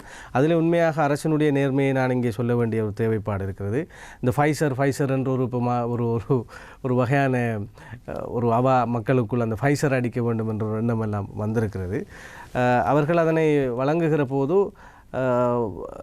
மன்னார் பகுதிகளிலே அதிகமாக இந்த வெளிநாட்டோடு தொடர்பட்டவர்கள் அல்லது இந்த தலைமன்னார் போன்ற பகுதிகளில் தான் வெளிநாட்டிலிருந்து கேரள கஞ்சா கடத்தல் நடக்கிறது, வேறு சில விடயங்கள் நடக்கின்றன என்ற ஒரு பார்வை அரசாங்கத்தில் அது இருக்கிறது. அது உண்மையான தகவல் அது. எனவே அப்படி வெளியிலிருந்து ஊடுருவல் மிக்க பகுதி என கருதப்படுகின்ற பிரதேசங்களுக்கு உடனடியாக ஃபைசரை வழங்குங்கள் என்று வழங்கியிருந்தார்கள். எனவே ஒரு திட்டமிடலோடு வேலைகள் நடக்கின்றன. நாம் எதையும் தெரியாமல் இந்த விடயங்கள் சம்பந்தமாக இந்த கலந்துரையாடலும் இல்லாமல் விமர்சிப்பவர்கள் ஒருமையை விமர்சித்து கொண்டிருக்கிறார்கள். என்னை பொறுத்தளவிலே கோவிட் நாங்கள் நினைத்தாலும் கட்டுப்படுத்த முடியாத அளவிலே கண்ணுக்கு தெரியாத ஒரு பிரச்சனை அது. நாங்கள் முடிந்த அளவுக்கு 1ஆம் 2ஆம் அலைகளை கட்டுப்படுத்தினோம். இந்த சித்திரை புத்தாண்டோடு நாங்கள் எல்லாரையும் வெளியே விட்டதற்கு பேரிலே பெரிய ஒரு அனர்த்தமாக மாறிவிட்டது. மீண்டும் இதனை கட்டுக்குள் கொண்டு வருவதற்கு எல்லோரும் மக்கள் ஒத்துழைக்க வேண்டும். இப்போ நாட்டை முடக்குவது தொடர்பான பல பிரச்சனைகள் சென்று கொண்டிருக்கின்றன. நாட்டை முடக்குகிற போது நாட்டை சும்மா முடக்கி வைத்திருக்கிறார்கள், 5000 எத்தனை பேருக்கு போதும் என்றும் விமர்சிப்பார்கள். இப்பொழுது நாட்டை முடக்குங்கள் என்று பேசுவார்கள். நாட்டை முடக்கக்கூடிய தேவையான மிக இக்கட்டு வருகிற போது முடக்குவதற்கு அரசாங்கம் தயாராக இருக்கிறது. ஆனால் இப்பொழுது நேற்றைய தினம் ஒரு தற்காலிக சட்டம் 31ஆம் தேதி வரையிலும் இயற்றப்பட்டிருக்கிறது. அதிலே பல ரெஸ்ட்ரிக்ஷன் அதை ஃபாலோ பண்ணினாங்கன்னா அது முடக்குவதற்கு சமமான தடைகள் தான் அங்கே வந்திருக்கிறது. ஷாப்பிங் மால் எல்லாம் மூட வேண்டும் என்று வந்திருக்கிறது. அதே போன்று மாகாண போக்குவரத்து, பஸ்ஸிலே செல்பவர்கள் சீட்டுக்கு மேலதிகமாக இருக்க முடியாது. இப்படி பல விடயங்கள் அங்கே வந்திருக்கின்றன. அதையும் மீறி முற்றுமுழுதாக முடக்க வேண்டிய ஒரு நிலைப்பாடு வந்தால் முடங்கப்படும். ஆனால் அரசாங்கம் மொத்தமாக முடக்கி வைக்கிற போது, நாட்டில் பொருளாதார பிரச்சனைகள் இருக்கிற போது, சாதாரண கூலி தொழிலாளிகளினுடைய வாழ்க்கையை கொண்டு செல்வதில் ஏற்பட்ட சிரமங்களை எல்லாம் நாங்கள் கடந்த முடக்கங்களில் பார்த்திருக்கின்றோம். இதே போன்றுதான் ஏனைய பிரதேசங்களையும் பார்க்க வேண்டும். கிட்டத்தட்ட வெக்சினேஷனிலே நான் ஒரு புள்ளி விவரத்தை ஒன்று எடுத்துன்னு வந்தேன். வெக்சினேஷன் எமது நாடு முன்னிலையில் இருக்கிறது. சவுத் ஏசியாவில் உள்ள பல நாடுகளோடு நாம் ஒப்பிட்டு பார்க்கிற போது எமது நாட்டிலே கணிசமாக நாங்கள் வெக்சினேஷன் வழங்கப்பட்டிருக்கிறது.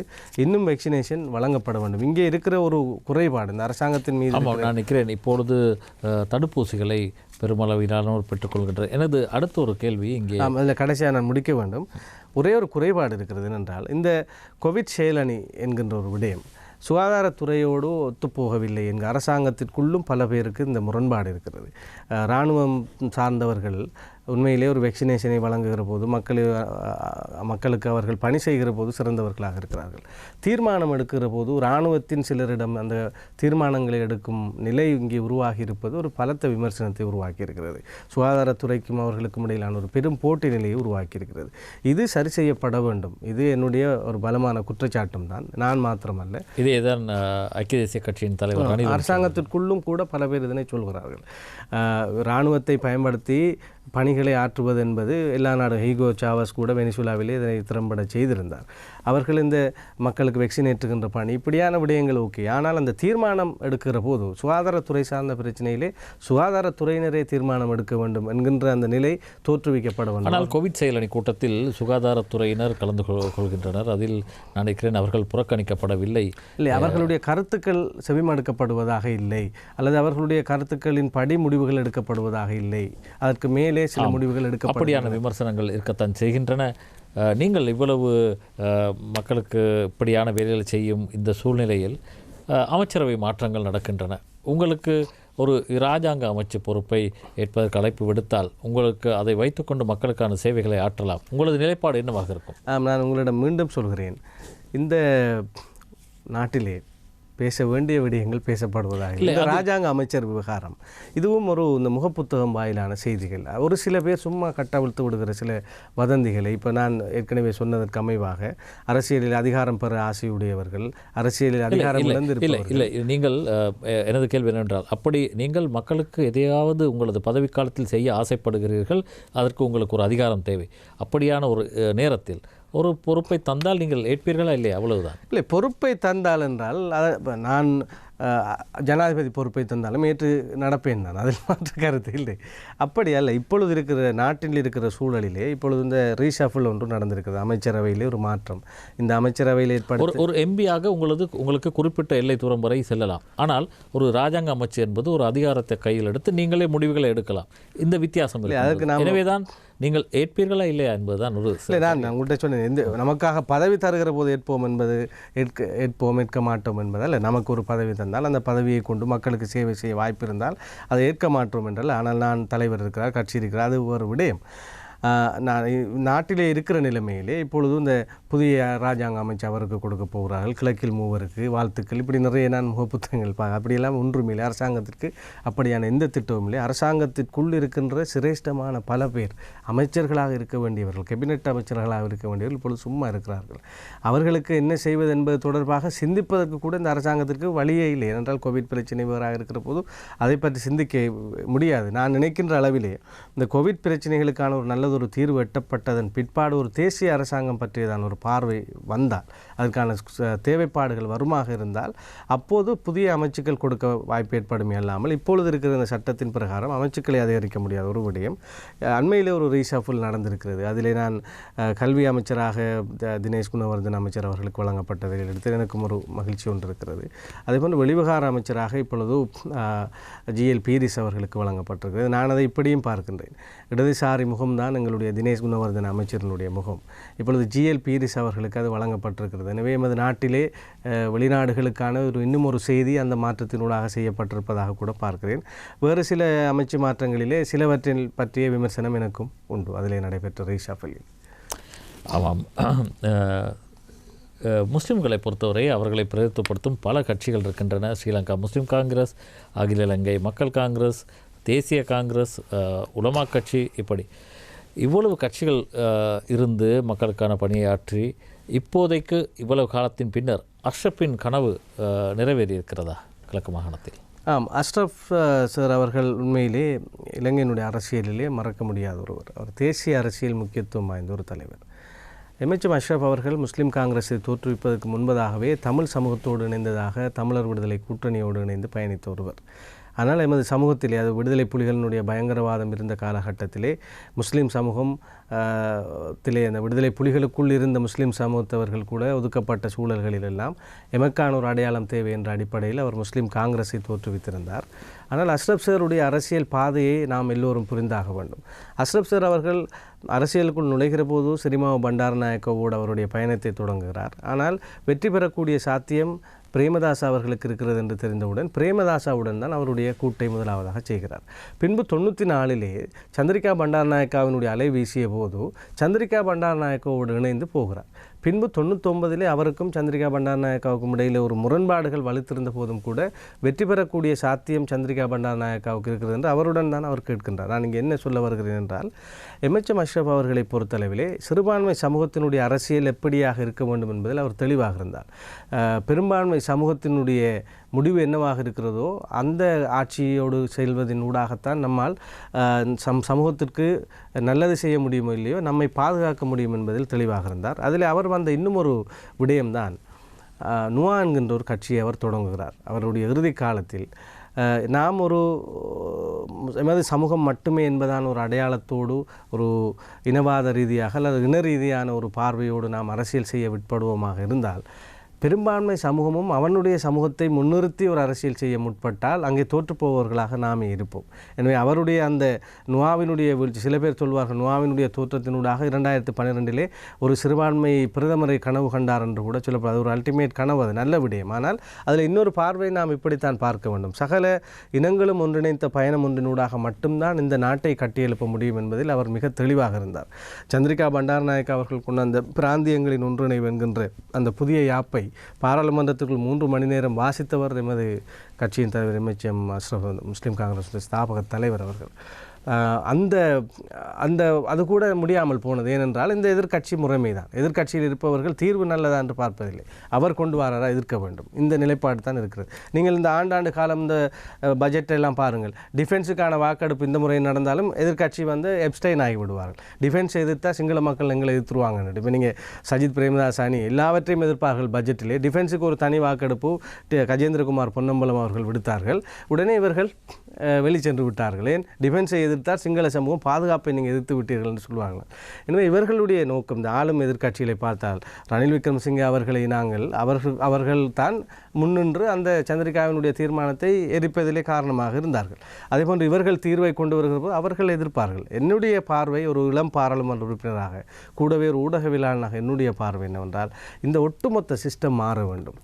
நாம் இங்கே இந்த ஆட்சியில் இருப்பவர்கள் நல்லவர்கள், தேவர்கள், இங்கே இருப்பவர்கள் அரக்கர்கள் என்பதற்கல்ல. தேவர்களும் அரக்கர்களும் எல்லா இடத்திலும் இருக்கிறார்கள். இந்த நாட்டினுடைய ஒட்டுமொத்த பார்வையும் இளம் சந்ததியினரிடமிருந்தாவது வர வேண்டும். இந்த இன ரீதியான அந்த பார்வை முற்றுமுழுதாக நீக்கம் பெற வேண்டும். இப்படி சிங்கப்பூரை பற்றி கதைக்கிறோம். எனக்கு இருக்கிற ஆதங்கங்களையும் கவலைகளையும் நான் சொல்கிறேன். மலேசியாவை பற்றி பேசுவோம். மலேசியா சிங்கப்பூர் ஆக வேண்டும் என்றால் சிங்கப்பூர் என்ன செய்தது என்று பார்ப்பது கிடையாது. இப்பொழுது ஒரு பில், இப்போ நீங்கள் மலேசியாவுக்கு போய் மலேசியாவில் உங்களுக்கு ஒரு சொத்து வாங்க முடியும், ஒரு தொழில் செய்ய முடியும், நீங்கள் உங்களுடைய பேரில் ஒரு கடை நடத்த முடியும், ஒரு கம்பெனி நடத்த முடியும். இந்த நாட்டிலே நாம் இப்பொழுது ஒரு சட்டத்தை கொண்டு வருகிறோம். எங்கே வெளிநாட்டவர் எவருமே இலங்கைக்கு வந்து நீங்கள் ஒரு இடத்தை வாங்கி நீங்கள் உங்களுடைய பேரிலே அந்த இடத்தை பதிவு செய்து நீங்கள் வியாபாரம் செய்ய முடியும் என்று நாம் இங்கே கொண்டு வந்தால் உடனடியாக இங்கே ஒரு சில தேசப்பற்றாளர்கள் கிளம்பி விடுவார்கள். அமெரிக்காக்காரன்ட்ட இல்லாத காசா, சிங்கப்பூர்கிட்ட இல்லாத காசா, சைனாக்கிட்ட இல்லாத காசா, இந்த நாடே வெளிநாடாக மாறிவிடும், எல்லாரும் வித்துட்டு போயிடுவாங்க. இந்த போர்ச்சுகீஸுக்கும் இப்படி தான் சொன்னாங்க. அப்போ சிங்கப்பூர் எப்படி இருக்குன்னு நாம் பார்க்க வேண்டும், மலேசியா எப்படி இருக்குன்னு பார்க்க வேண்டும், அவன் பொருளாதார கொள்கை எப்படி இருக்கு.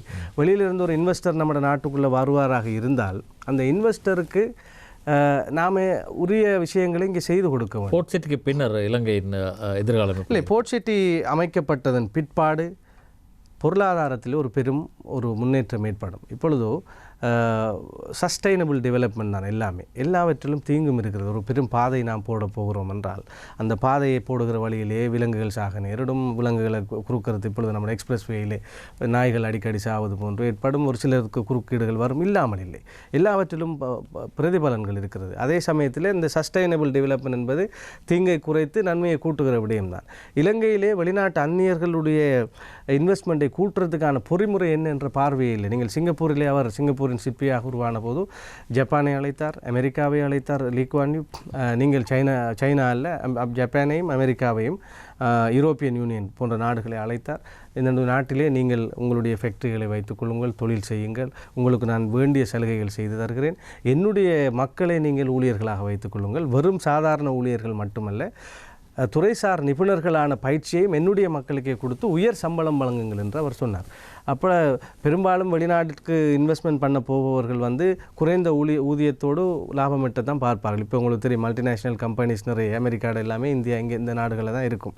சில பேர் இருக்கிறதுன்னு தெரியாது, அந்த ஆஃபீஸ் நடக்கிறது மூலங்க. அதனால் அமெரிக்காவோடு ஒப்பிடுகிற போது சிறிய சம்பளம் என்கிற ஒரு பார்வை இருக்கிறது. எனவே இந்த நிலையிலே அவர் கூடிய சம்பளம் வழங்க வேண்டும் என்பதை வலியுறுத்தி இருந்தார்.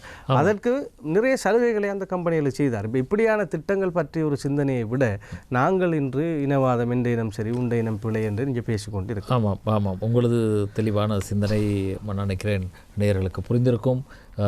மிகுந்த வேலைப்பளுவுக்கு மத்தியிலும் இங்கே வந்து எங்களது நிகழ்ச்சிக்கு வந்து கலந்து கொண்டமைக்காக முஷாரஃப் எம்பி அவர்களுக்கு மிகுந்த நன்றி தெரிவித்துக் கொள்கின்றோம்.